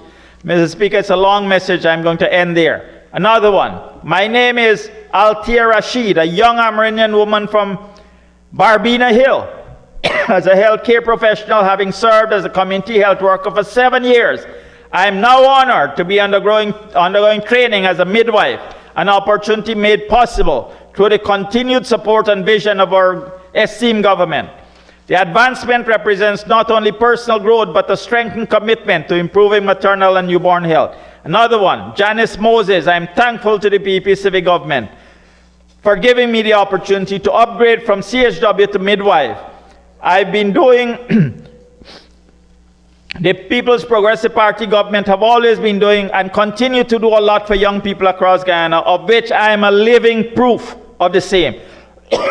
Mr. Speaker, Akeem Henry, the first medics from Baramita. And by the way, we are building a brand new hospital in Baramita. We upgraded the health post to a health center. Now, because of the need of the community, we are building a brand new hospital there. Akeem Henry is the medics there. And Minister, I'm putting you on notice. He told me that he's going to apply for the pre-med program that you'll be putting out, because he wants to be the first doctor from Baramita. Minister Sarah, bear that in mind. Dr. Tracy Bovell, who is now the head of the Enmore Hospital. I began my professional journey as a med tech. In 2000, awarded a scholarship by the PPP civic government to pursue medicine. Had the privilege of serving on the front lines of COVID. Currently, she's working as the head of the hospital in Enmore. And she's full of praise for the hospital, sending us numbers. I could make them available to anyone who wanted. Mr. Speaker, in closing, most of us remember when the PPP took office. It was an economy under pressure. Institutions are fragile, choices limited, and yet we brought Guyana out of the abyss. Led by Dr. Chedi Jagan, and then some youngsters who were still in Parliament, Minister Gail Teixeira, and Dr. Bahar Jagdeo, who later took over the leadership of the party and country. Mr. Speaker, when illness strikes a family, suddenly, without warning, government is tested. Accidents do not ask for income brackets. Cancer do not wait for election cycles. Dialysis, emergency care, and maternal complications. These moments expose whether a state is present or absent. And this government is present. Present all across Guyana, in every single community, in every single village. Mr. Speaker, please permit me to offer some advice as a medical practitioner with over 35 years of experience to my colleague MPs across the aisle. Colleagues, being consistently negative in thinking, seeing everything negative even when there are positives and you can't see the positives, will impact your health. It can affect your blood pressure, affect your blood sugar levels, raise your stress levels, interfere with your sleep, and generally with your life. Open your eyes up, please. Accept the facts. Stop sleepwalking. It's a beautiful day. It's a beautiful Guyana. It's a fantastic future we are looking towards. It is a real world we are living in. Do not be blinded by archaic political tactics of opposing for the sake of opposing because you're in opposition. Come join us. You have a role to play, and it is definitely not opposing for opposition's sake. Together, let's build a beautiful Guyana, a prosperous Guyana, a futuristic Guyana. Budget 2026 is not theory, it's loyalty in action. It is affirmative action. Every hospital, every bridge, every farm, every house shows the stark contrast. We deliver where they failed. We lead with accountability. They stumble with hypocrisy. The people saw the difference, and they remembered. And that's why we are where we are on this side of the Honorable House, and you are there. Thank you. Thank you very much, Deputy Speaker. Let us invite the Honorable Member.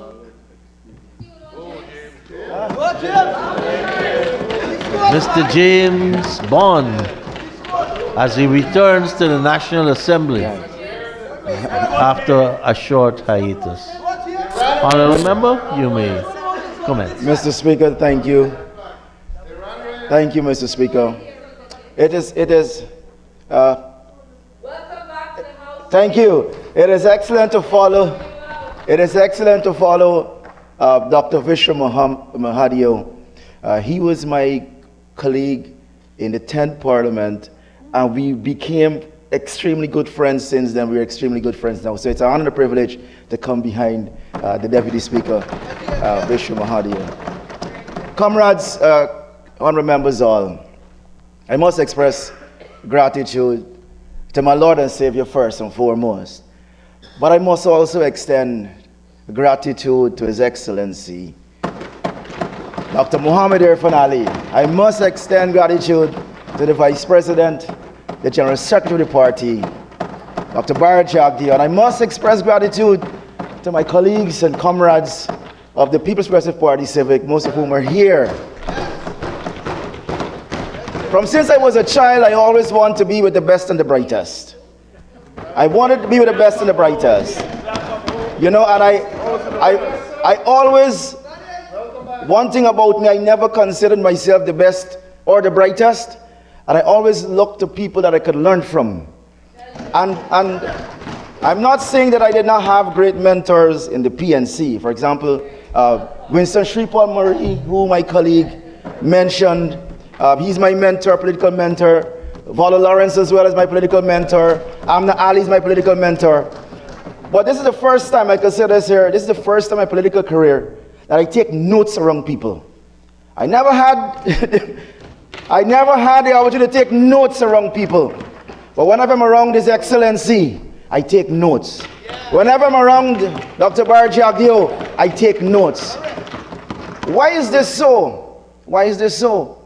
A young man coming from Baggetville, leaving to go to Mabaruma, spending time in the interior from since I'm a boy. We always had dreams, but our dreams were limited. My favorite poet is a guy called William Butler Yeats. I think his most famous poem is "If I Had the Clouds of Heaven, I spread my dreams beneath your feet." So we always have dreams growing up in these places, but sometimes our dreams are limited from the fact that we do not have access to certain things that the coastlanders have. We don't have access to the schooling that the coastlanders have. We did not have access to the health services the coastlanders have. We did not have access to other social services that the coastlanders have.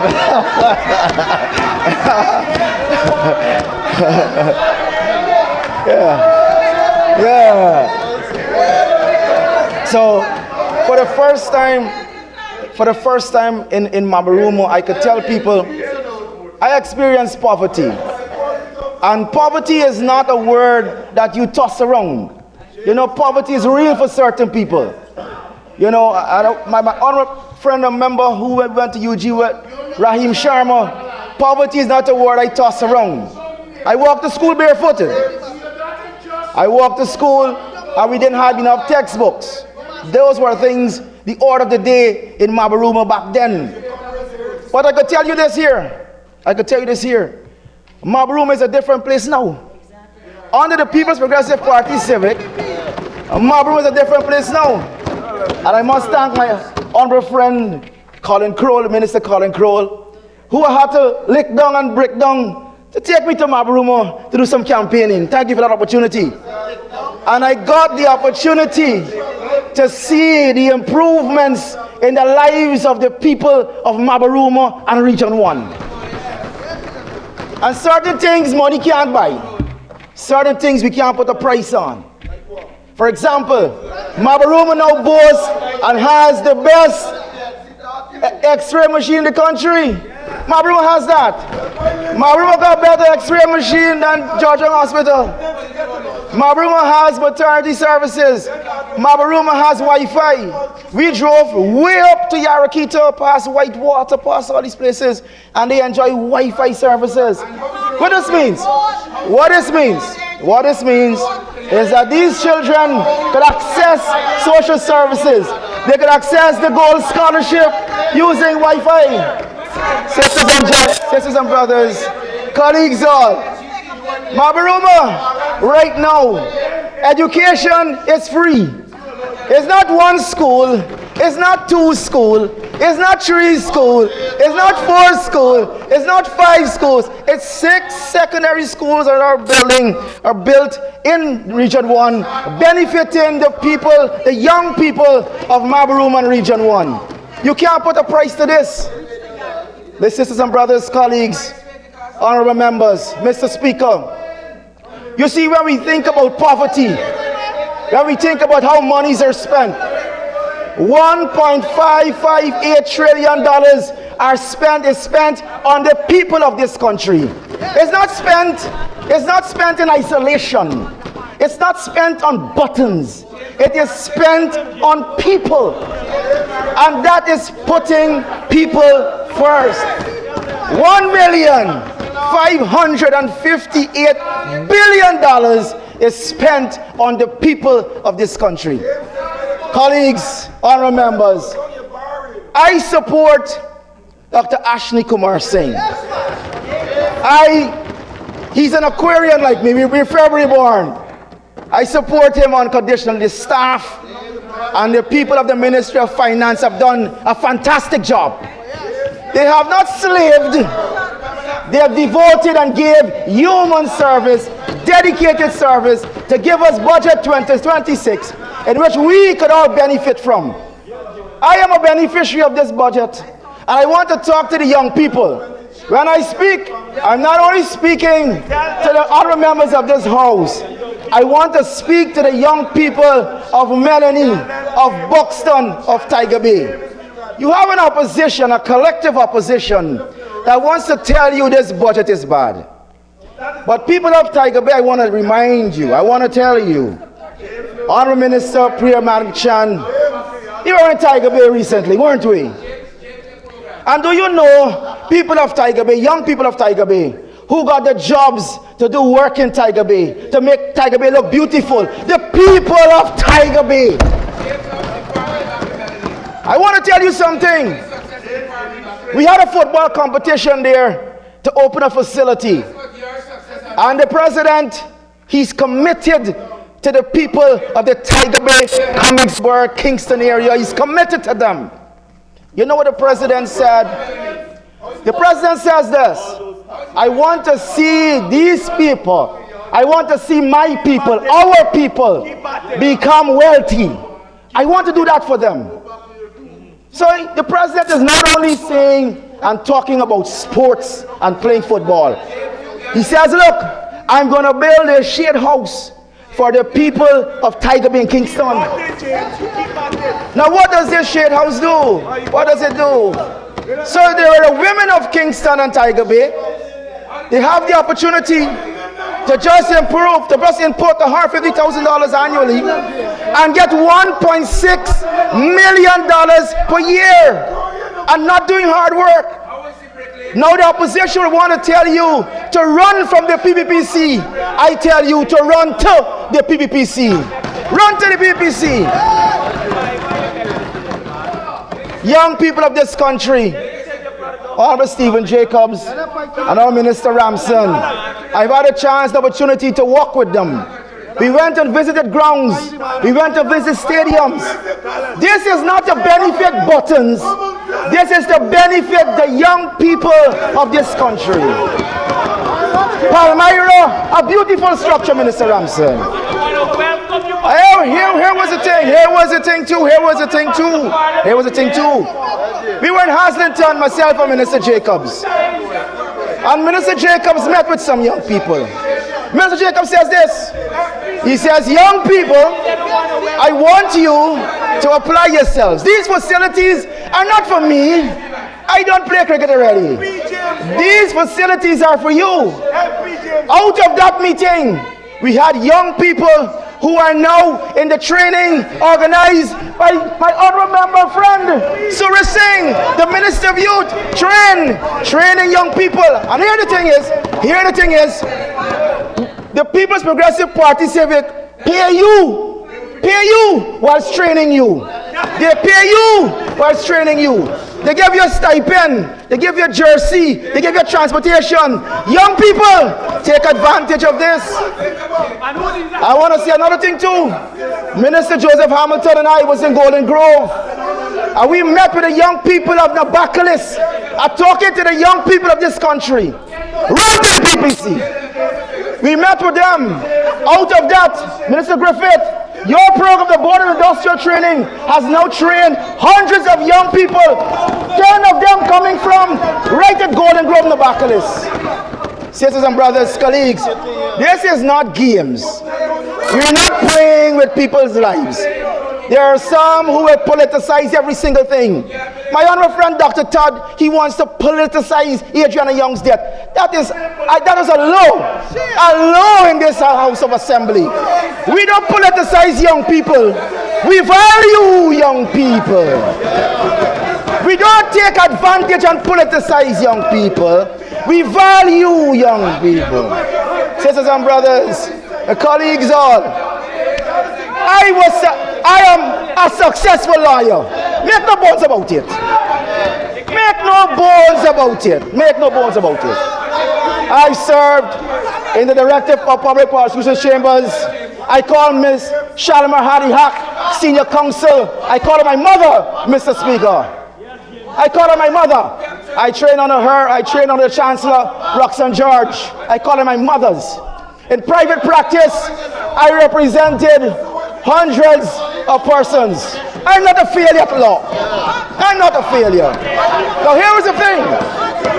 Sisters and brothers, because of entering into entrepreneurship, because of entering the business, I could retire from law. The honorable Dexter taught us to do law and work law. I retired from law to do business. In 2020, I retired from law to pursue business. I was that successful. Law has given me everything. And the thing is, it was under the People's Progressive Party Civic. I ain't lying. My first scholarship, I'm a Government of Ghana scholarship. I'm a Ghana scholar. Before goal was under the People's Progressive Party Civic. I'm going to tell you another thing too. My father, Preacher Bond, he's a pastor. My mother, Nurse Bond, she worked with the Honorable Gail Teixeira. She worked with Frank Anthony. She worked with Dr. Mahadio. She worked with Dr. Barry Ramsaran. I got a scholarship from the government of Ghana to law. You know why? Because my mom and dad couldn't afford to send me to law. I couldn't go to UG. It was $300 and something thousand. Preacher Bond and Sister June could not afford it. It was the People's Progressive Party Civic that gave me a scholarship to study law, first at University of Ghana, and secondly at the Wooding Law School. Sisters and brothers, let me tell you this here. Because of that, I am here today. Because of that, I am here today. Education is not a privilege. Education is not a privilege. Education is a tool to take you out of poverty. Education is a tool that takes you out of poverty. And this is a government that has proven time and time again, it is prepared to equip the young people of this country with that tool to take them out of poverty. You got to realize that. You got to realize that. So this is a boy whose parents can afford to send him to school. And I know a lot of people share that similar experience. And it's not about being black and being Indian and being Amerindian. It's a being willing to apply yourself. You gotta be willing to apply yourself. That is why I tell young people, if you want to be in the picture, you got to position yourself. If you want to be in the picture, picture, you got to position yourself. That is why I am here and you are there. That is why I am here and you are there. I have positioned myself, and there's nothing wrong with that. I can tell people my story. You know, I can tell you my story. Dr. Muhammad Irfan Ali is a friend and a brother. He's not only my president. He's not only my president. I was once the president of Campton Football Club. Let me tell you how I came into contact with Dr. Muhammad Irfan Ali. I went to him when I was president of Campton Football Club. He was the Minister of Housing at the time. I said, Chief, I'm going into Kashif and Shanghai. I need some support. Because at that time, Campton was a fledgling club, and you only could do well in Campton if you bring in overseas players. He says, James, you want to bring in overseas players? Here's a check. Since then, he has always been my friend. Even in 2020, and I must make a disclaimer, the actions of Mr. Hesberger, I have nothing to do with. I know he said we were at some fish shop together, but I want to say I have not. I disown that in its entirety. I disassociate myself in its entirety. No, other members, Mr. Speaker, Dr. Muhammad Irfan Ali has been my friend. Even in 2020 at Ashmit's building, he said to me, he says, James, you will always have a place with me.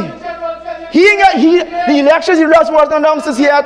Nothing at all. So he's always been my friend and brother. Even in opposition, the President, Dr. Muhammad Irfan Ali, kept in contact with me more than my own colleagues and friends from the PNC.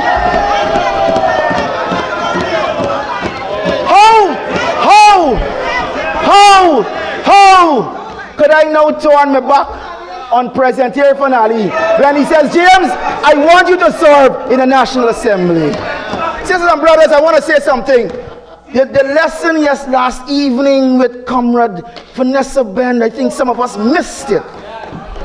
We missed it, and that is why Honorable Member, you have 5 minutes to conclude. In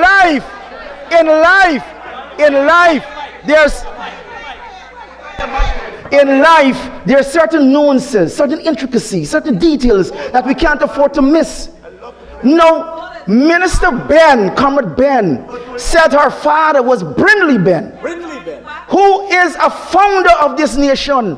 That's correct. And the People's Progressive Party Civic has sought it fit to honor the people who give value and contribution to their party, even to his daughter. That's correct. There are some of us, I see you showing a picture of me getting shot. Imagine what I do for you, and you still couldn't find a place for me. I take bullets for you. Ganesh, my Paul, and Sharon Duncan, you two of y'all is my children.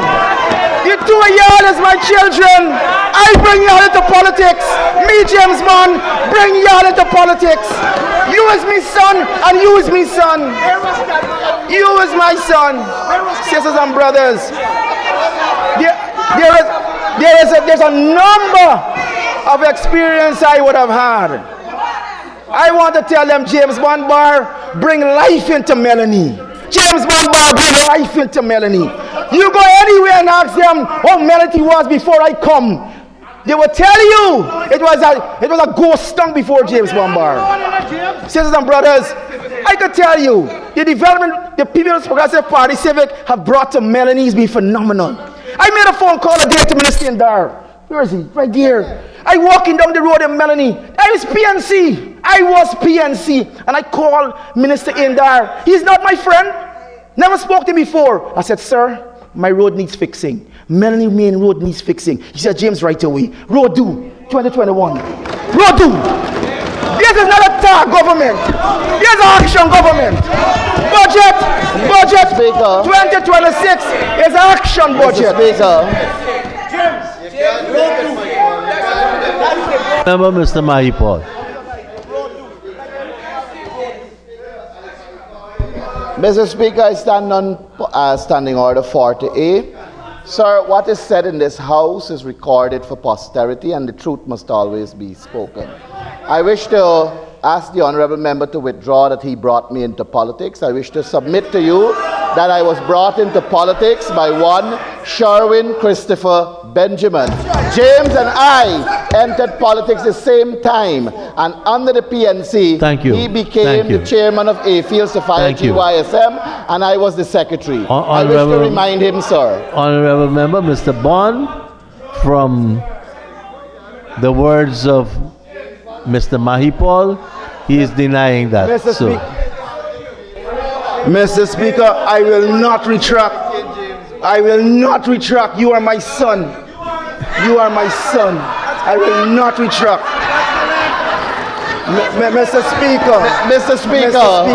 I know. Honorable members, I don't think I'm competent to discuss who is right at this stage.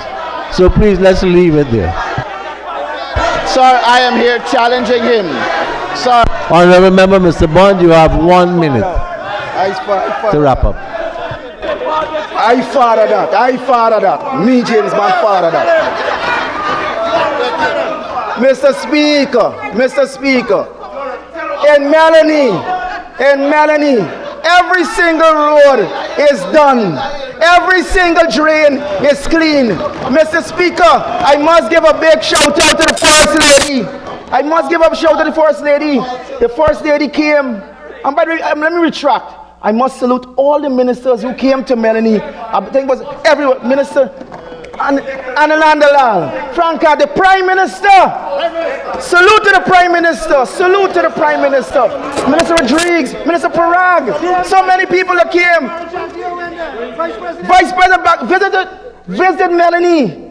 So many persons came to Melanie. That's a different place. Now, we saw some things be done in Melanie. Every single thing is done. Now Melanie had no contractors. Everybody got their own businesses. I want to tell young people, go get your own business. Get your NDIS compliance, your GRIA compliance. $3 million has been going to be given to Guyanese by the Guyana Development Bank. Don't miss it. Don't turn your eye from money because you have an opposition who suffers from negative bias. Get in the thing. If you want to be in the picture, position yourself. Don't let budget 2026 pass you by, young people. Negative bias they suffer from. Sisters and brothers, the president came to Melanie, and persons know this. The president says, look, I'm going to really empower people in Melanie. I'm going to give you a tunnel house. You heard Minister Zulfikar Mustafa talk about that thing where 40,000 birds in these houses, these massive houses, producing hundreds of millions of dollars. All you got to do is get into young people, get into groups. And the bank, here's the thing what the government does. The government co-invests with you. The government gives you the opportunity to get loans and access to loans and finances. These are the things government does. And it doesn't stop there. Sisters and brothers, colleagues, there's so much we could speak on what the government has done for these communities like Victoria. Right now in Victoria, this Sidelight Dam is done by Victorians. People from Victoria, and you want to see this government doesn't produce a budget for people. Everything about this $1,558 billion is for the people of this country, irrespective of what you look like. Irrespective of what you look like. Irrespective of who you vote for. That's the thing. I was PNC when everything happened for me. Everything. PNC. And I ain't got one business. I could don't open the bar because I got 3 other businesses. I got bond optimum transport. I got bond up with transportation. I got bond up with construction. I got bond up with agriculture. I ain't got time with bar. I ain't got time with rum. I focus on creating jobs and more jobs for young people. And you can open up Dr. Hines. I remember Dr. Hines has always supported that institution, that bar. And I'm opening back in June. Hope to see you there, Dr. Hines. Honorable members, I know I'm wrapping up. There's so much to speak on. But let me close by saying this to Dr. Hines. You speak of investment in UG. You want to take all the money from gold and put it in UG. I think you missed that UG is getting additional $14.5 billion. I think you missed that $1.2 billion goes to the expansion of UG in regions 2, 3, and 6 for medicine engineering. But I want to tell Dr. Hines this. I support any call to support our own. But Dr. Hines, you don't support your own. You don't support your own, Dr. Hines. Because here's the thing about it. Only sort of people could sell black pudding. Thank you, ladies and gentlemen. Thank you, Honorable Member. Let me invite the Honorable Member, Mr. Sanjeev Dattadin, to make his presentation.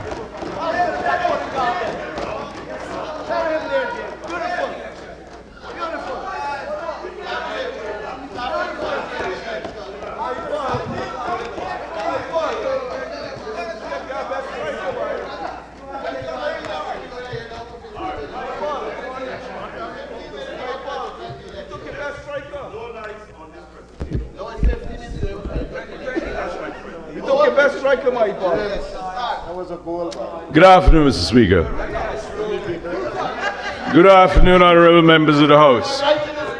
Permit me, before I get to my presentation, to congratulate the Honorable Senior Minister of Finance, Dr. Ashni Kumar Singh, and his team at the Ministry of Finance for their hard work in putting Budget 2026 together.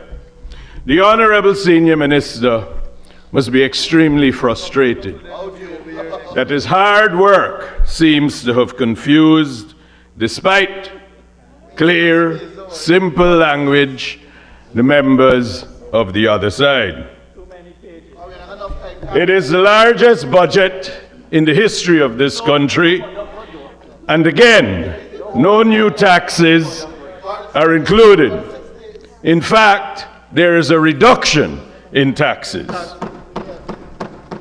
Mr. Speaker, allow me to formally state for the record at the outset my wholehearted support for Budget 2026 and encourage all members of this House to give their support likewise. Mr. Speaker, the budget reflects the visionary leadership of our President, Dr. Mohammed Irfan Ali, and the PPPC. It begins the process. This is the first installment of the fulfillment of the PPPC 2025 manifesto. The manifesto, Mr. Speaker, as everyone would know, is our promise to the people of this country. We presented a manifesto in 2025, and it resulted in a landslide victory at the September 1 general elections. It means, Mr. Speaker, the PPPC and President Ali now have a mandate based on that manifesto. That manifesto came about because the PPPC and its membership, we walked across the length and breadth of this country to find out what exactly it is that people would like for themselves and the community. The budget reflects what those desires are. Yet, the Honorable Member, Dr. David Hines, is confused. The confusion is startling. It starts with the manifesto being for the people, and he doesn't seem to understand what people means. A man with so many letters, it is perplexing. But if I could be of just a little help to the Honorable Member, putting people first means everyone. Those who voted for the PPPC, those who didn't, even the ones who tried to rig the 2020 elections, even the ones who smuggle gold, even the ones who are fugitive offenders. Mr. Speaker, it means everyone.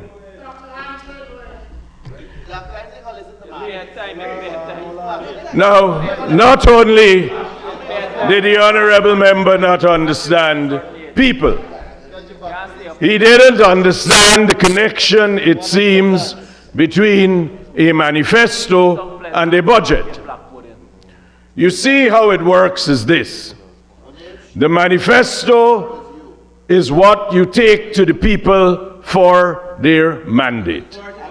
But then it's your obligation, having won the elections, to make the decisions and to fulfill the promises that you have made in that manifesto.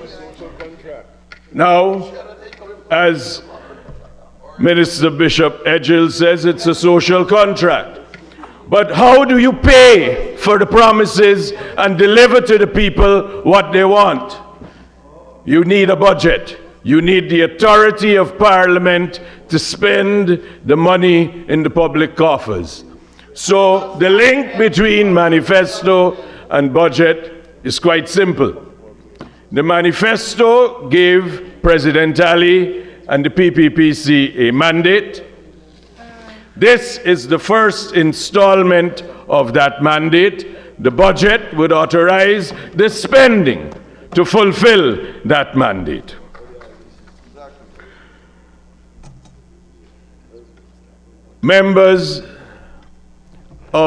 Honorable members of the opposition seem to have a fascination with Article 13. And what they believe it means, I'm not sure. No, it's law. It's clear. It says there shall be consultation. But then you should understand what consultation means. That is what the manifesto is. That is what the mandate is. The consultation comes at the ballot box. It would be absolutely preposterous for you to think that every time there is a cabinet meeting, we must have a referendum. Way better. But that if that is what you were told, you were deceived. You cannot have consultation at every stage. Otherwise, every cabinet meeting would be a referendum. That makes sense. In what country would it make sense? You get the mandate. That is the involvement. You then implement the mandate. That you must do. That is the province of the executive. You and others, honorable member, who is a shadow from sun, because I understand this is the shadow. So the only shadow you have is from sun, comrade. So as shadow whatever, the honorable member, Mr. Campbell, if you believe Article 13 permits you to walk into cabinet so that you could be consulted, I assure you that you're wrong. Well, the proof of every legal concept is to take it to its logical conclusion. So it can't be taken there. Now, again, confusion. The honorable member, the honorable minister, Mr. Indar, pointed out that the members, Vince Roy Jordan, Sharma Solomon, the honorable members, and even Terence Campbell, were professing that there was a 58% rate of poverty. Now, it's strange. When you fire 2,500 CSOs, when you send home 7,000 sugar workers, that creates poverty. And those numbers are 2016 to 2019. If you look at the report which you referred to, if you look at the 10 findings about poverty in Latin America and the Caribbean, at page 44,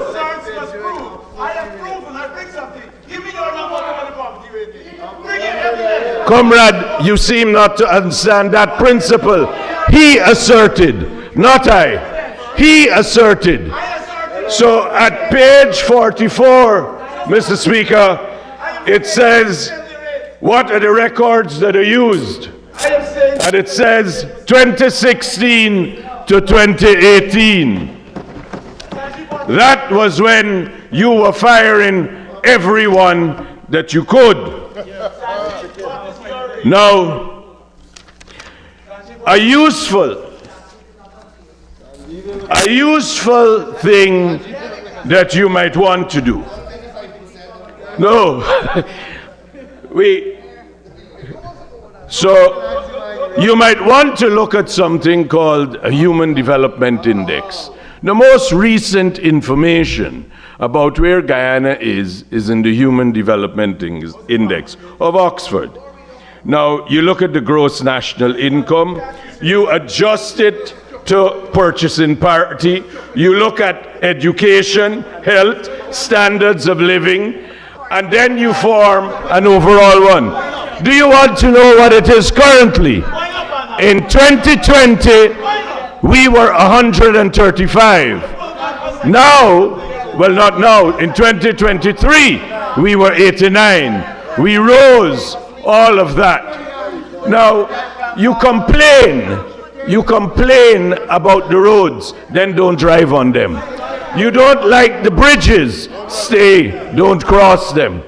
But if you don't think that Guyana is a better place, that our economy is better, that our people are better, then you are not living in this country, or you are stifling your conscience.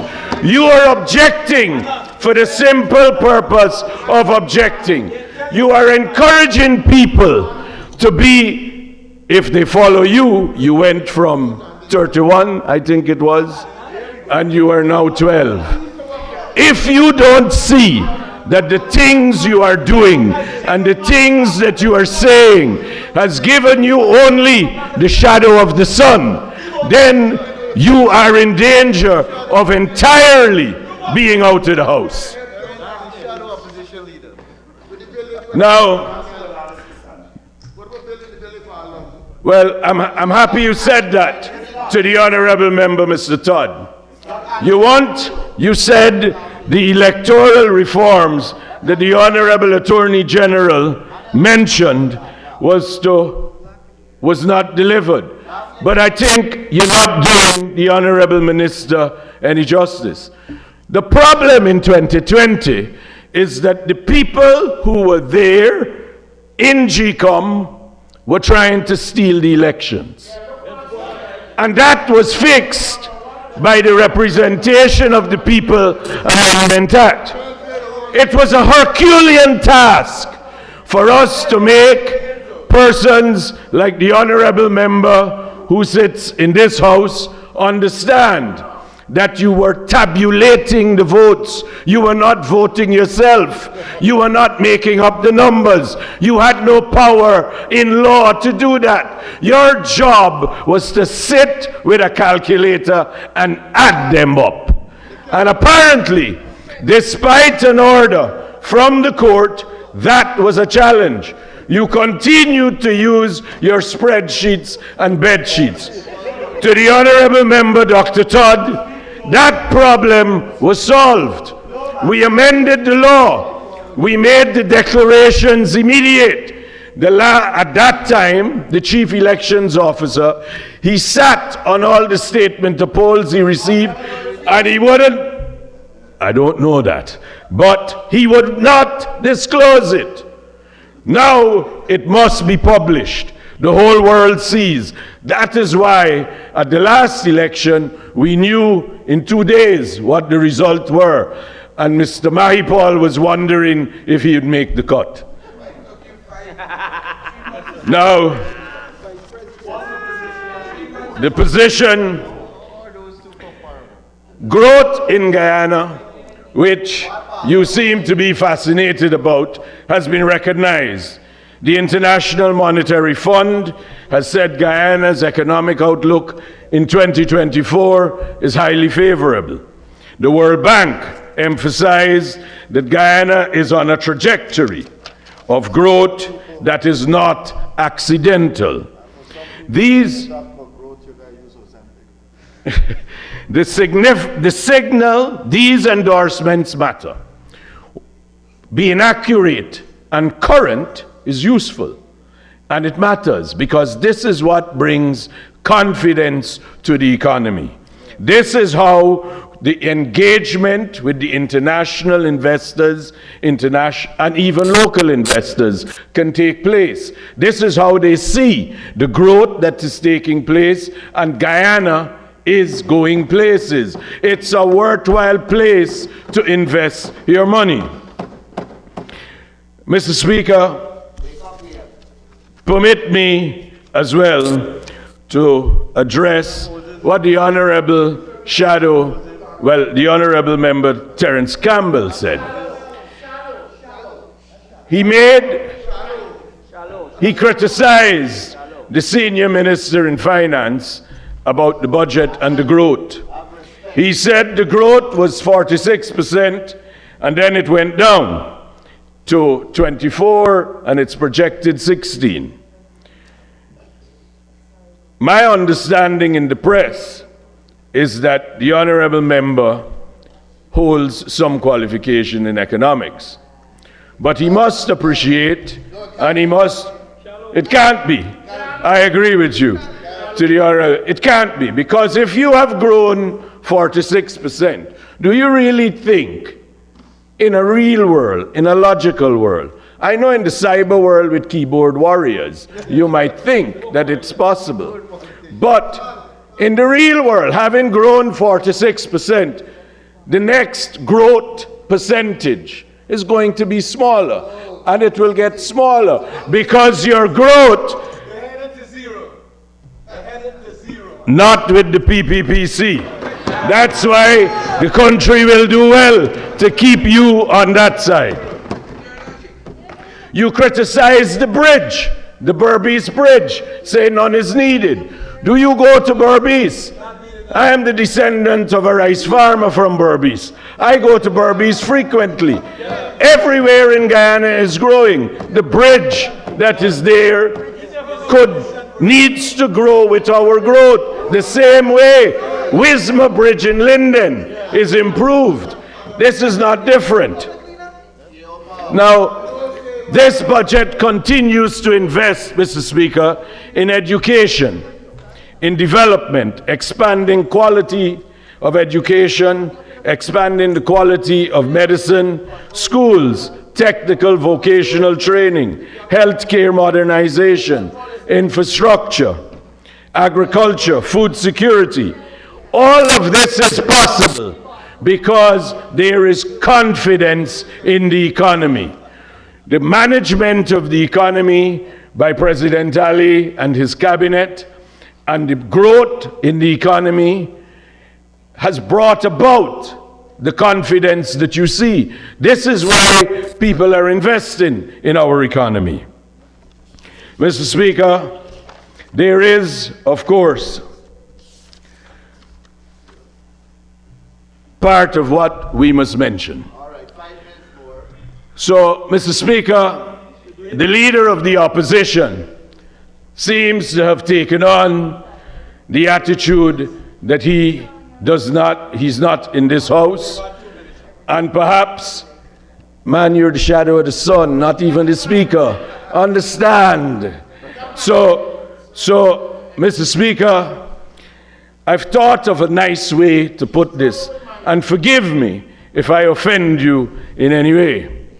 But you know, if you happen to be speaking to a pretty girl online, you promise all kinds of things behind that keyboard. But then when she turns up, you got to deliver. And you got to come to the house. You got to be present in the house. You got to contribute. But this, we don't see. 2 days. Even the shadow of the sun, the honorable member, Mr. Campbell, is here. But we don't know where is the leader of the opposition. Comrade Terence, they should have given you it, man. At least you're here. Now, we live in a different and changing world.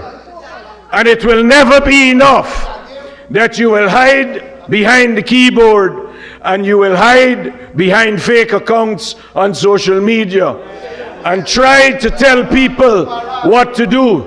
that you will invent stories and lies and influence innocent people, young people, and mislead them. What you must do is you must come. You must be present. You promised 109,000 people to represent them, but you can't find the time in your busy court schedule to be here. This is only day 3 or 4 in all. Mr. Speaker, the new measures in this budget are innovation and purpose. Continuity requires stability. Progress demands adaptation. We have to take new measures. We have to keep that which is working, and we have to adjust that which needs improving. We have to respond to economic realities. Mr. Speaker, the budget is the first installment, and it has moved forward, moved the process of development in this country forward. It is important that we understand Guyana is not a rich country. Guyana is a country with good prospects and with good management. We will reach where we want to go. We will become a developed country. We will become, hopefully, a wealthy country. But it's not overnight. It goes bit by bit. And in the current context of presentations in this House, as my dear grandmother would say, dire dire. But that's what we must understand. You keep saying that you don't like this in the budget, and this is not enough, and you want 100,000 for this and 100,000 for that. Where is the money going to come from? And you must understand, with great respect, honorable members in the opposition, that you didn't win the election, and therefore the choice of leadership resides on this side with President Ali and the cabinet, and he is following his promise to the people of the country in his manifesto. He can't follow what you Honorable member, He has to I had promised to intervene after 15 minutes. It's now after 20 minutes. I'll still give you the 5 minutes to wrap Thank up. you. Thank you very much, Mr. Speaker. Mr. Speaker, this budget is not one for one region, one sector, one demographic. It is a budget for all of Guyana. The coastland, the hinterland, the youth, the elderly, public, private, all of the sectors alike. It ensures economic growth, it protects the growth that we have already enjoyed, and it takes us forward. Mr. Speaker, in closing, the true measure of a budget is not the numbers, but the scale of its impact. This budget continues on a proven path. There's a little bit, and there is something in the budget for everyone to move them forward. It introduces innovation. It rests firmly in economic stability, and it is validated by international financial institutions. It represents confidence in the economy, confidence in our governance, confidence in the President, confidence in his cabinet, and it is the confidence of the people of this country that Budget 2026 be implemented. Thank you, Mr. Speaker.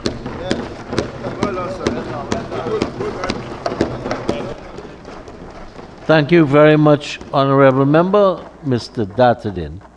Honorable members, we have exhausted the speakers for today. And before we I move to suspend, just want to bring your attention to the document just circulated that will have to be adopted at the end of the debate tomorrow. We're circulating it early so that staff who has to be informed could know what the draft schedule is. Honorable members, Sir, thank you. Sorry, the hard copy has one page missing. I don't know if they recognize that. The back page, there's something missing from it. It's not complete.